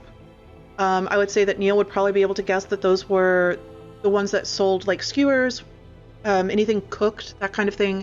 It's getting fairly late. Y'all are arriving into the city fairly late. So they probably will assume that most people are going to inns or to taverns to purchase dinner versus just grabbing stuff as they come in and out of the city. So if you want to buy some fresh fruits and some fresh vegetables... Skewers? Yeah. Like with meat and stuff? Yeah, those are closed. So anything where they're cooking things... There's no stale ones? I mean, No stale meat skewers? You could probably catch somebody who was trying to sell off the last of their kebab before they, like, as they're packing up. They might have a few that are, you know, not freshly cooked. You would like a kebab. No, I'll just be very disappointed. Okay. And hungry now. Half price kebab, half price. We're closing up. I wouldn't buy that. It's probably going to make you ill, Dezzen. That, stomach of iron. There'll be hot food in the inn. Yes, no, I'll wait until we get to the end. I don't feel like taking another risk. There's, crock chops, and then there's whatever that is, which probably is going to be not so good. And speaking of crock chops, would I have ever had those in my previous life? No, we so had she said you, right? Yeah, she said you had fancy iguana. Yeah. But Neil, in his fear that you were dying, could only remember crock chops. Right. Right. Well, hopefully crock chops aren't the only things that they have here. I could use some real meat. I think the inn's the place to go. And if you want a kebab, we can go tomorrow. I'd like to get this ogre business out of the way. Get this ogre business over, as it were? Yes. Get Oh, over I wish the I had my ogre? sprites. I don't know what you're trying to imply. Oh, it's a different type of humor where you use half rhyme or whole rhyme. Like the Ogre, watermelon. over. What? I don't know if you quite have it there with the watermelon. I've just never heard it in that context. Yes, we can wait until tomorrow to eat some different food.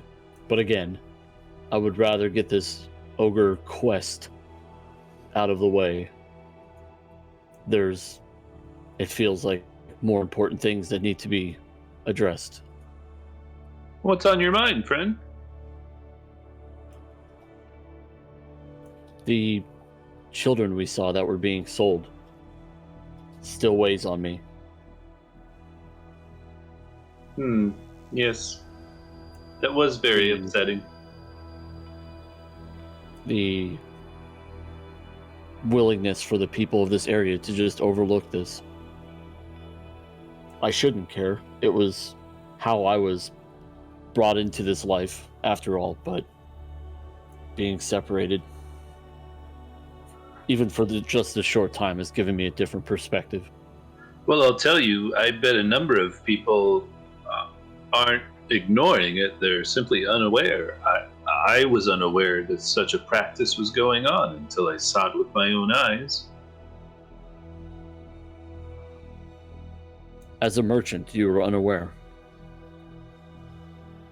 I mean, I guess do a history check. I feel like Neil wouldn't have seen that a whole lot, but would Neil have seen that? No, only because they are not. It's not like they march them through the city to show them off. They're usually just covered wagons, and then they're just. So, I guess I have seen it. I just didn't know that's what I was seeing. I was seeing these covered wagons, and inside I knew that there were people to work in the mines, but I thought they were always criminals or ne'er-do-wells. I didn't know there were children in those cages. They were always covered. That's my point. I'm just saying that when you mentioned that, like, folks were didn't care, I think they might care a great deal if we were to tell them that such a thing is going on. There's no way that nobody had seen what we had seen. Oh, yes, I agree with you there. There must be some sort of... Other people were on the roads. I'm sure there were people in those cities that knew what was going on. I agree with you there. There's some sort of shady group within the leadership of Dezzen and abroad that it's sad to know that. Again, I was always taught that me being purchased was taking me out of certain death. I was never thought they did it to other children to that extent. Nor Especially I. in a place like the mines. It's just hard for me to believe that other people, merchants included, would not have heard whispers. Well, I suppose there is some fault on my part there. I tend to keep my head down. There were likely more informed merchants that might actually know what's going on more than I. I've been so focused on the business.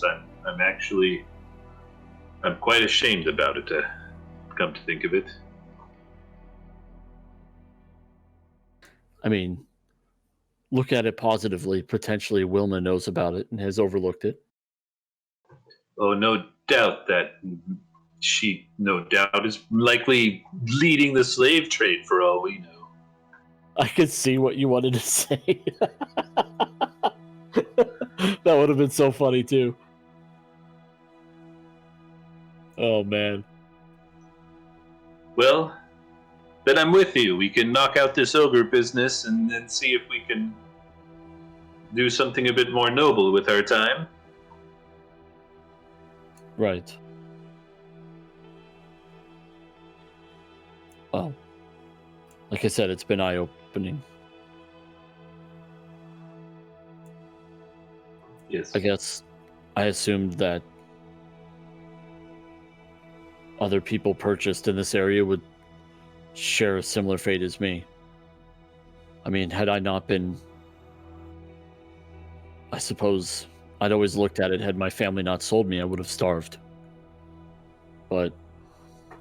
It's been my experience, very little people... Oh, sorry.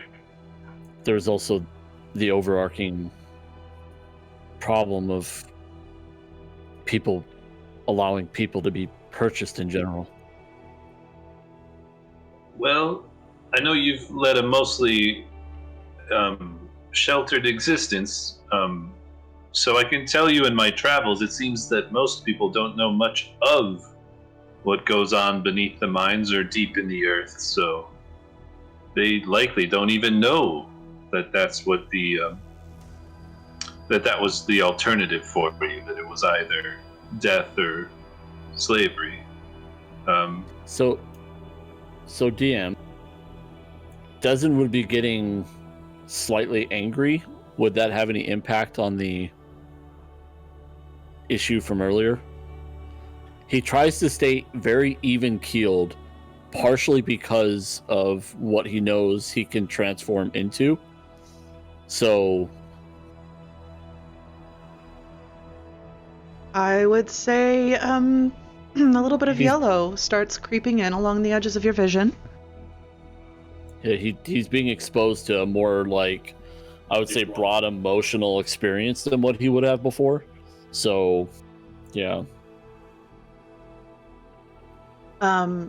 So yeah, it would be that pale yellow light just slowly creeps in on your vision. Now, when you transform, everything is kind of... The angel comes again! Of you guys. When you transform, your vision is like... It's almost like looking through a pale yellow lens. So now that you've been introduced to Wither, you recognize that that pale yellow light that creeps in is literally Wither stepping forward.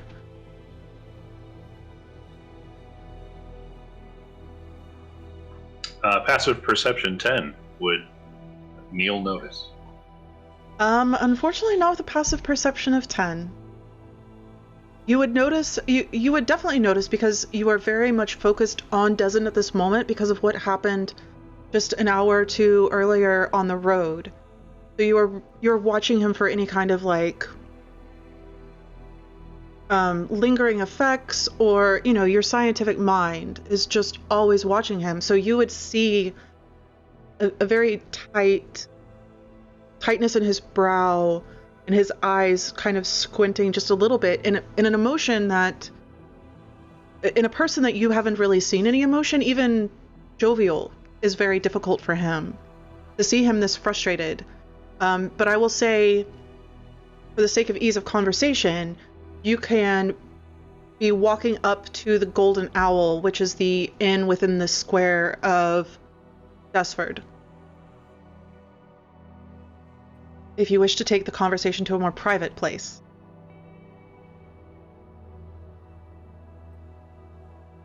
Well, I'm sure you're feeling it, Dezzen, but I'm seeing a response in the borders of just outside the irises, the yellowing. I'm sure you're feeling it, though. It seems... Are you feeling emotional?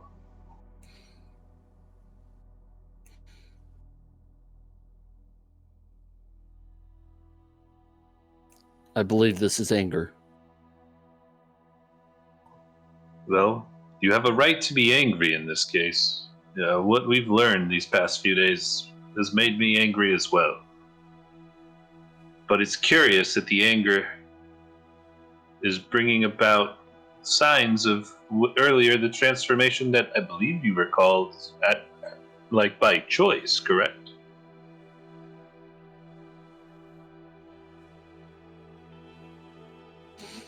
It was always controlled controlled for battle, but it was environments that were controlled.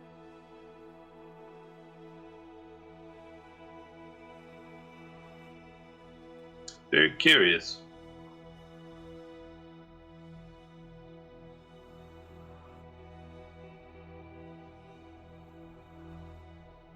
I learned how to channel it in combat. And for combat only. I believe they taught this to me for a reason.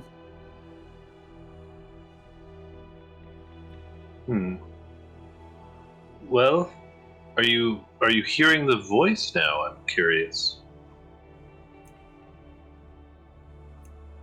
No, I'm not. Well, at least now you know. It seems to be linked, although it seems like you already knew that it was linked to your emotions, but seeing as how one can't always channel their feelings into battle, perhaps some form of meditation might benefit you in keeping this under check.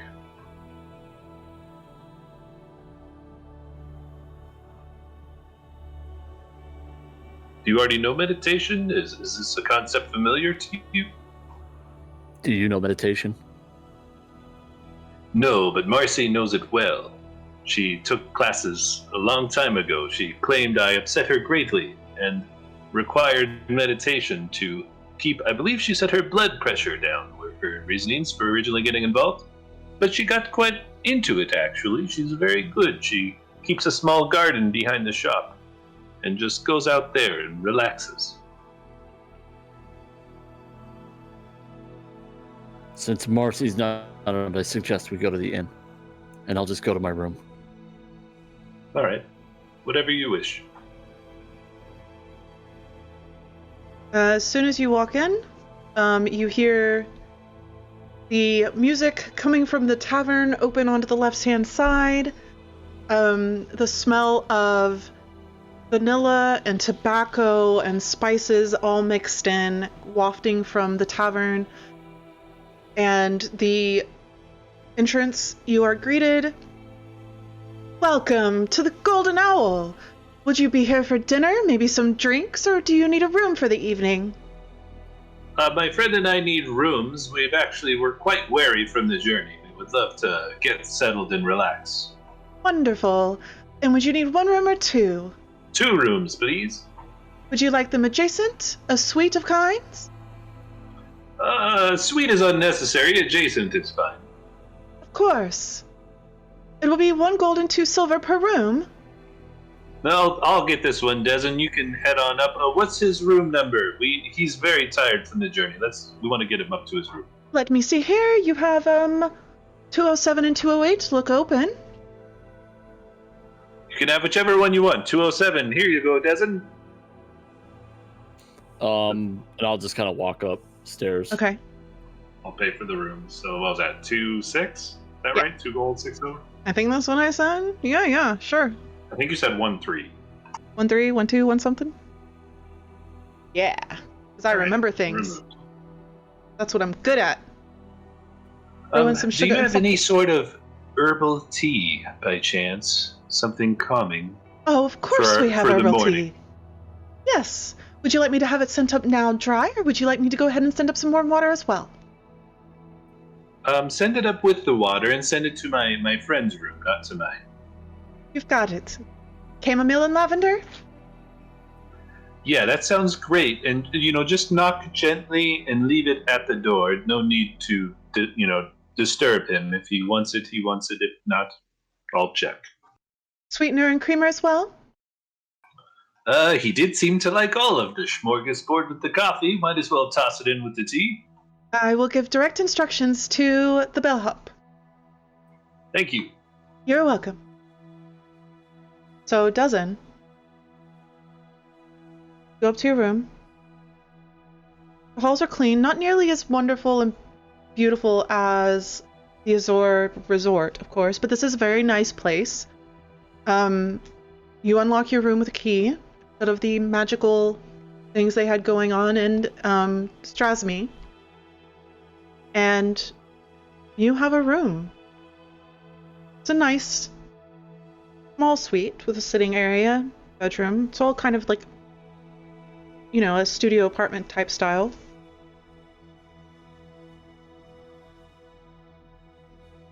And after a few moments, you'll hear Neil opening the door adjacent to your room.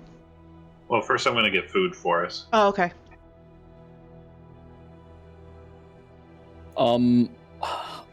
I feel like he would just take his weapons off and like kind of loosen his armor a little bit, and then just lay down and start reading.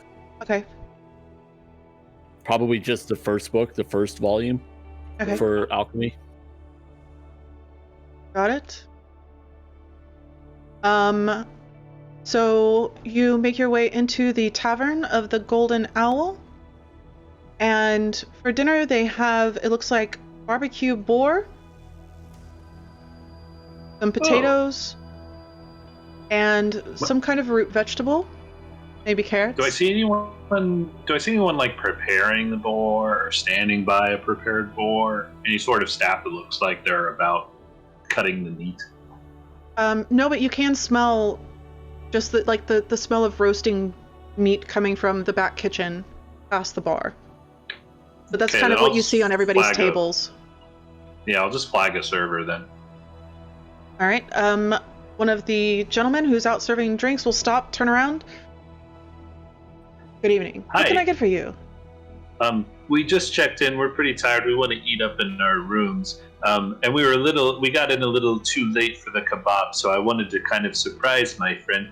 Is there any way, do you have something you could skewer the ham on so that it kind of looks like a street kebab or something like that? It might cheer him up after having missed the kebabs earlier in the day. I can make that happen, of course. It'll take a few moments. I'll be right here, and I'll take them up myself. You can just bring them to me. Okay. Would you want any fries or perhaps soup with that? Sure. Give me one of everything. Got it. Just give me a few moments, please. And he will scuttle off. And as you sit there, there is a small group of people playing music, a young woman singing very lightly. And as it's still fairly early in the evening, so it hasn't quite gotten boisterous yet. But there are multiple people sitting around, eating, drinking. Some of them already look partially drunk and laughing. But eventually a very, very young boy will run up with a tray of food for you. And on it are what look like 4 or 5 skewers, and on them like chunks of roasted boar with potatoes kind of slid on there, onion, carrot, meat, onion, carrot, whatever. And 2 bowls of soup. So as I take the food, I'll kind of see if I can catch the boy's attention for a second. You there? Yeah. You get paid for your labor, correct? Of course. Okay, good. Okay. Thank you so much for the food. You're welcome. How much is it? Oh, and he pulls out something out of his pocket. 7 silver. All right.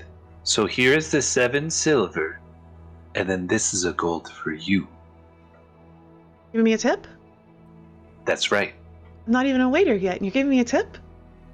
You did such a great job. You deserve it. But Thank you. Don't spend it all in one place. No. I helped my mom. Thank you. Good. Have a wonderful evening, good sir. You too. Now they're going to be questioning is everybody slaves. Well, All right, Neil so- is right now. Yeah, for sure. I get it. It is a great, it's kind of like the fourth wall crumbling down a little bit of the brilliance and peace and prosperity of the cities. Expert beer pong. Okay, so you have your trays of food. You make it upstairs. Dezzen, you are reading through the first book, the first novel. You tell me if Dezzen is able to come down? I feel like for the first bit, he probably would retain a whole lot. But I mean, so the thing is I think at least, especially after what happened with Neil's invention and like kind of putting pieces of it together, like I think he would know enough to know like he has to try to control it. You know? So I feel like it would be hard at first, but then eventually he would be able to relax for tonight. For tonight. So We'll see. As you read through a good 7 or 8 pages, you realize that you don't remember any of it.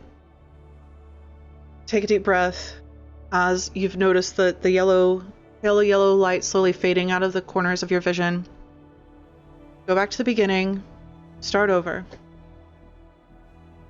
and just slowly feel the tension in your muscles relax as you begin focusing in on what's actually in these small primers, really, for alchemy and herbology.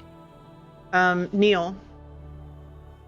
Oh, and you'll hear a light tap at your door, Dezzen, after 40 minutes or so of reading. Come in. That's the tea. Oh, okay. That's the tea being left at the door.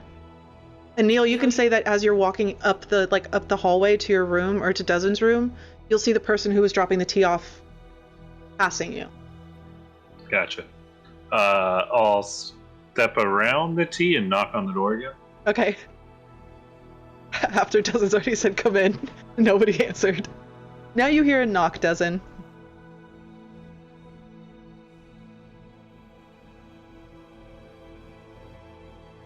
Yeah, so I've decided I agree with Stella. My reading, I know I have a large vocabulary, this character. Reading comprehension, not so great with that wisdom. But yeah, he definitely would have said come in and just laid there, because that's just probably what he's used to. Okay, so you say come in again? Oh yeah, that's true. Okay, yeah, you're right, because you're used to being served. I wouldn't get up and go to my door to get something. So you hear the tap, tap, tap. You say come in, nothing happens. And then a few moments later you hear knock, knock, knock. Yes, come in.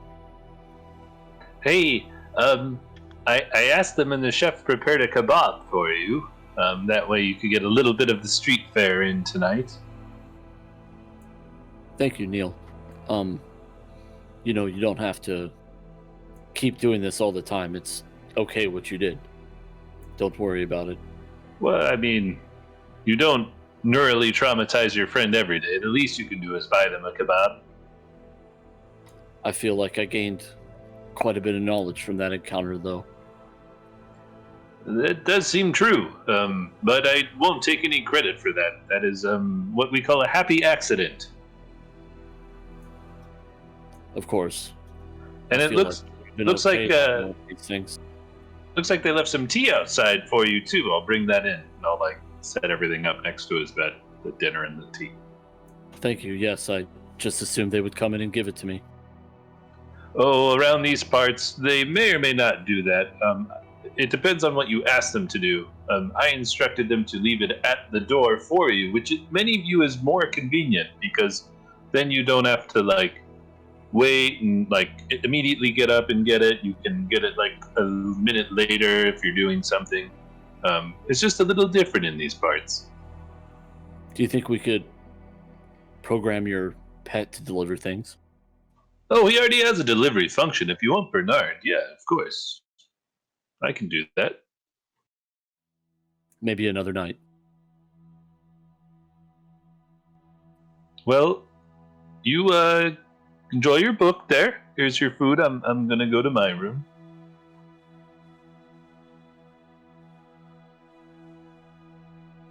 Thank you. I'll see you in the morning.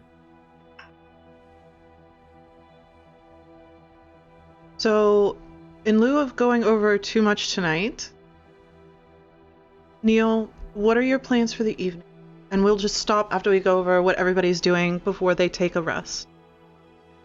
Neil would eat his food, and then he would just begin kind of essentially tinkering in his brain, though, because he has nothing physically to tinker. He's just like analyzing and trying to come up with plans towards what he saw the machine do, and then trying to understand what could possibly cause that sort of a surge, see if there's any sort of links he could make towards improving the product, of course, trying to see if he can design something that could non-invasively disrupt the connection when Dezzen would want it. I know, I keep trying to call him Win too. Like, his goal is to try to see if he can build a product that would allow Dezzen to, when his own mental fortitude doesn't repel, have an artificial means of repelling someone invading his thoughts. Like a Magneto helmet. But I do agree with Stella, if I understand this correctly. I think there is definitely a benefit to like being more in tune with it. I think there's also a benefit in saying like I don't have to let it take over, but I could still use it if I can learn to control it completely. So like I guess he would want to get the best of both worlds. You know what I'm saying? Or at least attempt to, right? So it's kind of but there certainly apparently has been value in him being very even keeled as far as his emotions go in his life. So it's kind of, yeah, it's interesting. Kind of makes you wonder why. Yeah, whatever. Go ahead. Oh, go ahead. I was going to say, like, whatever Dezzen wants to do with it is his own thing. I just feel like this is what Neil would be doing. Neil would just be making an invention, trying to address a problem. Okay, if you are tinkering, do you want to try an experiment and we can make some rolls? Yeah, let's do it. So, this is kind of been thinking about this a lot because artificers are a little strange, right? It's still technically Arcana. So I would say it would be Arcana and then Dexterity to put that into Arcana to gain the knowledge or to figure it out, and then Dexterity to put it into practice, as in like the actual tinkering part, right? Y'all tell me if that sounds right. If there's something different. Yeah, that was my understanding too. Okay. In making him, was that it was a combo of mental or innate magical ability, intelligence, and dexterousness. Right. That's kind of what I'm. Yeah. Yeah. So I think that 100% makes sense to me, but well, I'm up for whatever. Okay, so roll Arcana, and we'll start with that. Stella, we start out with really OP stats. They are given 75 points to divide how they wish, and the standard array only gives you 72. And so I would generally say if it was a lower point array in the beginning, roll a d4 or whatever that would be and slowly build up to that, but they wanted to start at a higher level because they want to get to 20. So, what did Neil get? 18 Arcana. 18. Yeah. Okay, so there's a few things that as you're sitting there and you're looking at it, and you're going over exactly what happened with Dezzen in the moment, and you start kind of the cause and effect, right? Going back through. Oh, and real quick, Stella, I didn't mean to be short with you about that at all. That was not. I'm just trying to do both you and just trying to answer that and Neil at the same time. Sorry. Oh, love you. That it may have been a not just the cause and effect of what happened in the moment, but also what he experienced earlier with Dethbid. That he was that information had been brought forward, and so it would have been something that would have been rolling around in his mind. And as your machine or your device attached to him. It just happened to surge it to the forefront. And with a little bit of too much power, maybe it literally overwhelmed him. So it wasn't necessarily a side effect. It wasn't the cause and effect of just the device. It was multiple different things, which may not even have had the same effect whatsoever on anybody else. His affliction is almost an anomaly. You probably would have never heard of such a thing except for, once again, in storybooks. You know, of werewolves and that kind of thing, and he doesn't seem to be anything near what you've seen in the storybooks. So I don't know what kind of adjustments you would want to do on the machine, if you would want to do them. If you do, we can roll dexterity for that. Yeah, so after hearing that, I think I'd probably, after making those informed guesses, I suppose, I would then be thinking that the machine actually did work closer to successful than I thought it had. And so then it needs more explanation to the user. So I'd be making a mental note to explain that if Dezzen wanted to use it, he'd need to be focused on quashing the voice as opposed to discovering the voice. Okay. And then beyond that, I think I'd feel like it kicking him to a state of disconsciousness or whatever in his mind felt too strong, so I think I'd want to tinker it down so it was an augmenting and not a controlling thing. Okay. So let's roll some dex. Alright. 22. Yeah. I would say, first off, y'all checked in, and as far as going to sleep, probably checked in at like 7:30. So it was still fairly early. So you had quite a few hours to kind of go over the day, maybe try and practice some of what's her name's techniques. What's her name? the shop. I don't know why her name just slipped my head. Why do I want to call her Marcy? Why do I want to who? Yeah. Marcy. I wanted to call her by a completely different name, and I don't know why. Marcy's techniques to go over the information, obviously, that I told you about Dezzen, and then it just clicks. You know exactly what you need to do to your device to tune it down. So you set to work, and it doesn't even take you that long, especially with your new tools.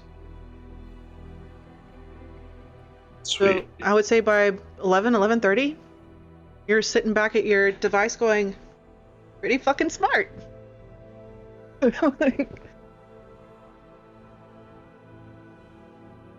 Cool. That's it for me. I think I go to bed after that.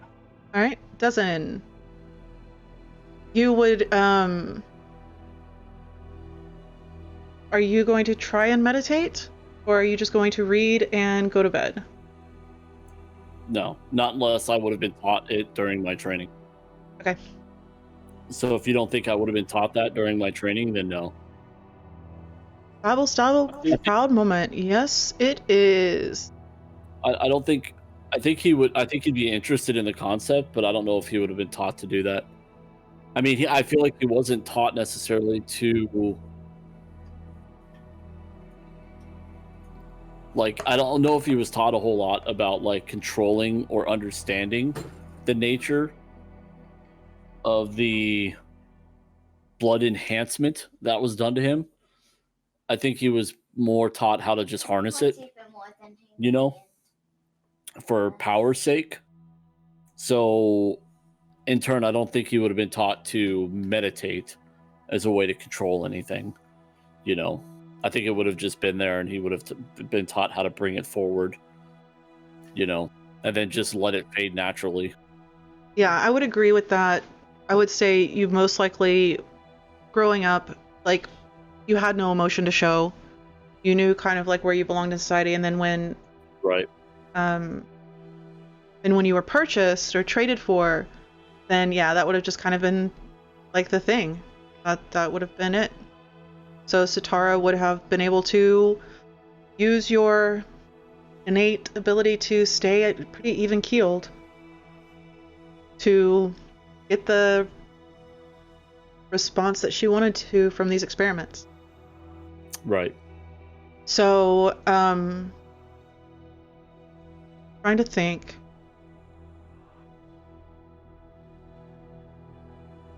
Dezzen, roll another wisdom saving throw for me. Okay. You fall asleep. Ooh, that wisdom saving throw, though. Oh, boy. Can't advantage me on this one. Oh, spicy. A 3. Again? Yeah. I rolled a 4. Okay. Okay. Give me a second. That's pretty freaking low. That's pretty damn low.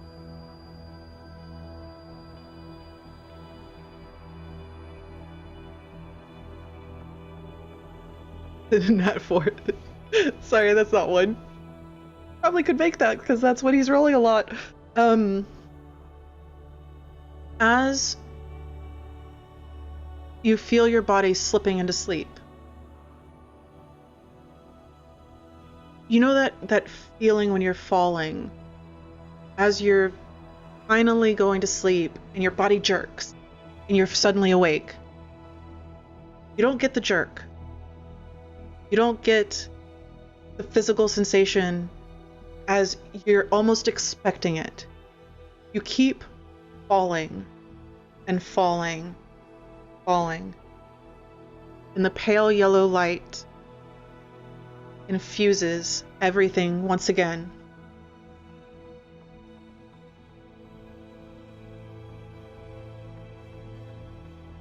You can't run from me. I am you. And you, when allowed, Master, are me. Tell me, how did you feel when you were locked away and only let out when it was of use to someone else?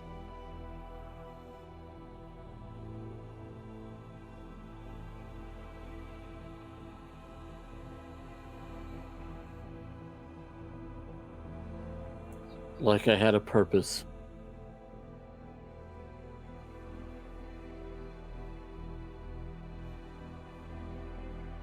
Interesting. I suppose after having to do this, generations of you creatures no longer see a purpose.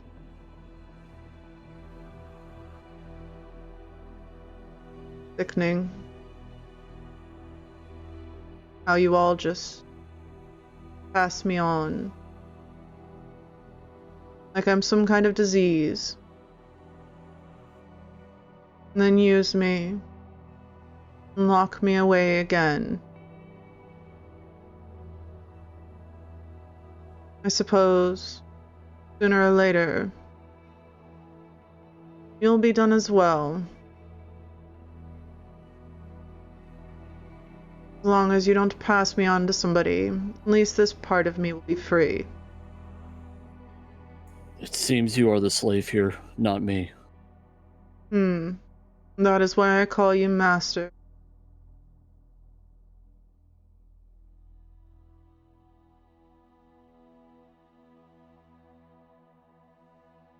You know, she's tried to contact you. How? I haven't heard anything. Of course not. Have you blocked it?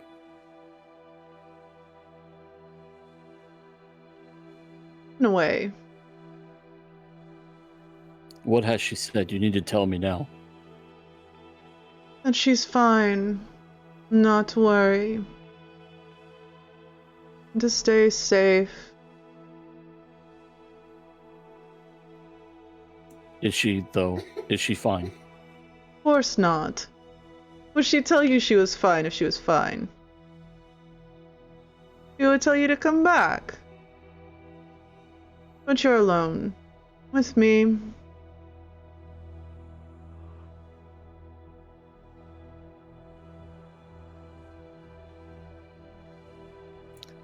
We'll become great friends, but not as you expect. After all, I am your master. You are not mine. I suppose there's nothing I can really do about that. There isn't. Yes. You're right. Sleep well, Master. Yes, I suggest you get sleep as well. I need no sleep. And you will be thrown back into dreams. Whatever it is that Dezzen dreams of, if he dreams. And... ding! Level 7. Whoa. Whoa. You need to calm down over there with your dinging. Oh, I take it back. Never mind. Dinging's fine. So, level 7 is big. You have a week. Starts chanting possession.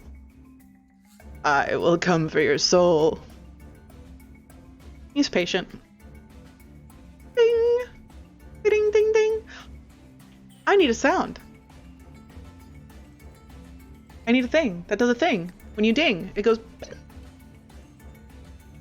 Add that to the list. Right. That's a good one. That's a good sound too, actually. Yeah, I might have to pull that one back up and edit it a little bit more. Make it dingy. A little bit more epic.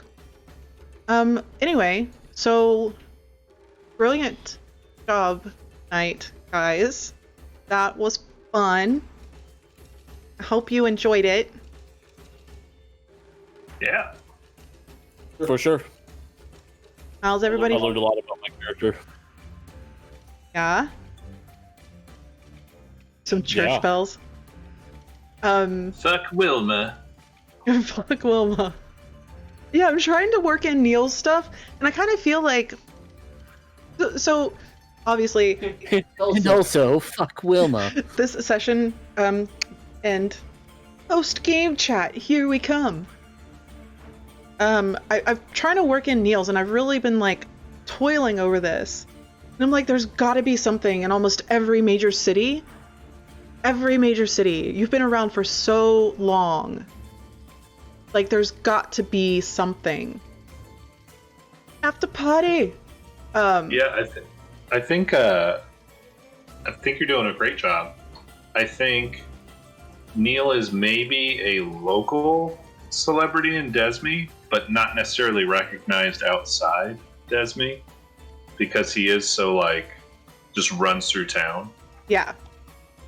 So, that kind of a thing, like, just throwing ideas out there, like, in other towns, if it's not so much business, but, like, random people he knows would be fun. Random, you know, maybe, like, mercenary guilds or fighters guilds or things that you wouldn't associate with Neil that he had some sort of involvement with in some way. That would be funny to, like, see and, like, fun to explore. Would be cool ways of using Neil to introduce Dezzen to more of the world. Yeah, I was kind of hoping that, like, Neil would interact more with, what's his name? The hardware store guy? Like, you know, give a one for one. But that's okay. Short jokes. Not Neil's favorite. I got it. Well, that's why I asked if I knew him. If I have a rapport with the person, like kind of the way I have with Who's that guy? The Shipley. big alchemist guy. Shipley, yeah. Like Shipley, I feel like I go tack for tack. I didn't have that, and maybe that was me. I didn't feel like I had that confidence going into knowing Tufton. Tufton, yeah. I mean, you may not have known him well. I would say most of your shopping is probably done in Desme. But as far as like getting us on the same page, if right. you just want to flag that for me, like, okay. Hey Austin, I updated this like general sheet, and like just some like you could even just say like friend or something, like just something that denotes this is a character I need to be thinking about having known. Right. Okay. Well, I'll just put a little black diamond next to things on the updated doc of like, and then I'll put, like I did with Wilma, right? Like this is somebody you know, but a competitor.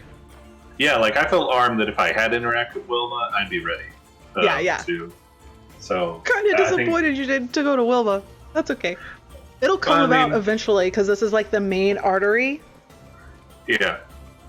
I imagine it will, but I almost feel like she's my current arch enemy. So it would be. Jump into it right away. That's actually pretty fucking accurate. Neil's going so I wanted her to be like Dezzen being like, yeah, let's go and meet her. Let's see what she's about. And me being like, no, she sucks. Let's go.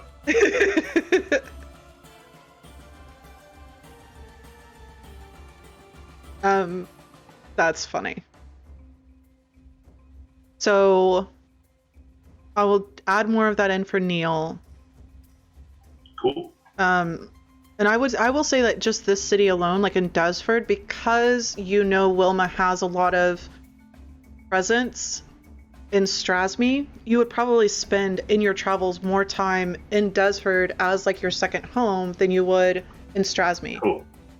I figured that'd be the case, that the further I got from Strasme, the more connected I'd be. Yeah. And then we can explore that. Stella, thank you for saying that. That means so much. Yes, thank you very much. That means a lot. And then, so Dezford you would have a little bit more. So just for quick, Dezford would be the first major city outside of any of the Mies. And trying to think, it would, because it is not under the direct control of a god or a demigod, it does have temples to the various gods and demigods here. So it is a reminder before you get into Strasme and Desme of who rules those areas in a way. Like you would probably see it as a pious city where people come to give their thanks and that kind of thing from the areas surrounding it. But that is what that's what the city itself is based around in Dezford. Cool. Good to know. So, are you okay with what's going on with Dezzen? Oh, no, I'm totally good with it. Like I said before, like I made a very simple background, and I gave you complete whatever you want to do, and I will just play the character as I see he would react and interact. Not whatever you want to do. I mean, there are some obviously like, but it's. Yes, I enjoyed the stuff tonight. I'm curious to see where it's going to go. Thursday is when we stream the next campaign, Stella. That's the faux campaign, the other one that we do, where Austin is the DM and Tiffany and I play as players. And then next Monday is this campaign again. Yeah. So we rotate. This way. On Thursdays, Austin is DM, and then we play, and then this is a Monday stream. Yeah, and I'm trying to get together a one-on-one where I DM for Tiffany. She's my wife, and we enjoy doing one-on-ones. But the last couple 2-3 weeks have sucked ass, so it's been hard to get on the creative train, as it were. So eventually that'll be up too. So, but that's in the works. I want to make a complete, not world, but enough to be interesting to start off. So, but we used to do a one-on-one that I thought was that we both enjoyed doing. But yeah, it's just time's been kind of shitty lately. I was thinking Cece might have fun with the one-on-one. Do you guys know what day you'd be doing that yet? Just so I'd stream it for her once or twice, see if she gets the idea, would get into it. It would probably be on Wednesdays or Fridays. Probably Wednesday. One-on-one. So the one-on-one campaigns are I love one-on-ones. And even the two-person player and the one-person DM, I love the intimate settings of them and really being able to draw and evolve characters in them. Like small campaigns are my favorites. This the one-on-ones I really want to keep. I had a character that we had started in our last one-on-one that never really took anywhere. Man, she was really cool. I don't know if I want to keep her or not. Was that the one we started in the campaign that I didn't really... Yeah. Like, we started playing it, and I was like, I'm not really into this. I don't have really enough information. Yeah, so I just kind of killed it. Neil, I can't wait to see you shine as well, besides peeking in under the Dezzen armor. Just giving you a hard time. Yeah, so... And this is something that we had discussed, like, during session 0, and then even more on session 1, I would say, is that they are using this opportunity with only 2 players to really explore the world and open up the cities a little bit more than they did in our previous campaigns, and really just spend time between combats, building not just rapport, but seeing what's there. And as you can tell, like, this map is big. And in our last campaign, like, they would have explored, like, just this much of the area. So they're taking their time, which is why we haven't been in a lot of combat. So that will change once they leave the cities, of course. Once they get further away from Desmi. Because Desmi rules everything with an iron freaking fist. But we'll get more combat. I need to make sure I balance that combat correctly, and not for a party of 4 level 14s or whatever y'all were. Gotta work on that. I will. But you're muted. It's true. In our first combat, Dezzen got incapped, so Yeah, it was interesting. So this is my first time playing. I've intentionally put off ever playing a Blood Hunter because I couldn't think of an interesting enough story. Or not even story. I couldn't think of an interesting enough way to play one without it being super cliche. So I wanted to do something a little bit different. And retain, like, the kind of class, what the class is at the same time. I mean, the class is what it is, right?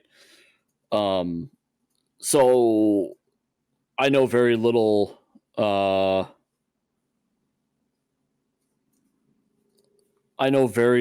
about the class, so it makes it, it was interesting. I learned I'm going to have healing potions a lot in combat.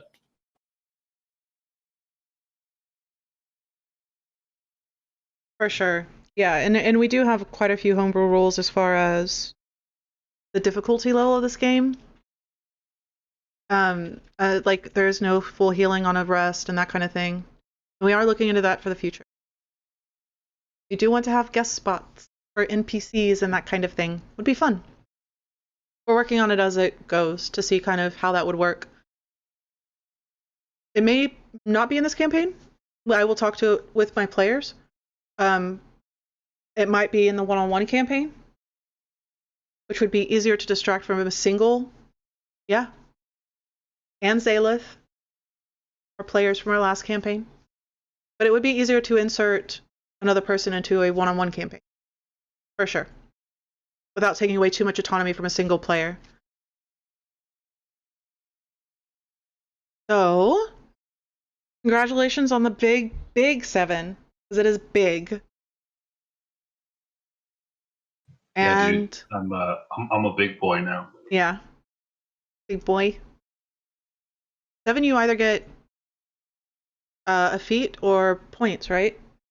Or was that 6? I get a special feat, so I get like a artificer thing.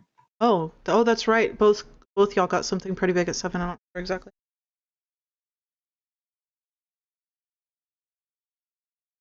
Okay. I got bail Dezzen out of bad rolls. That's what I got. It's called Flash of Insight. Can't hear you, babe. That might actually be useful.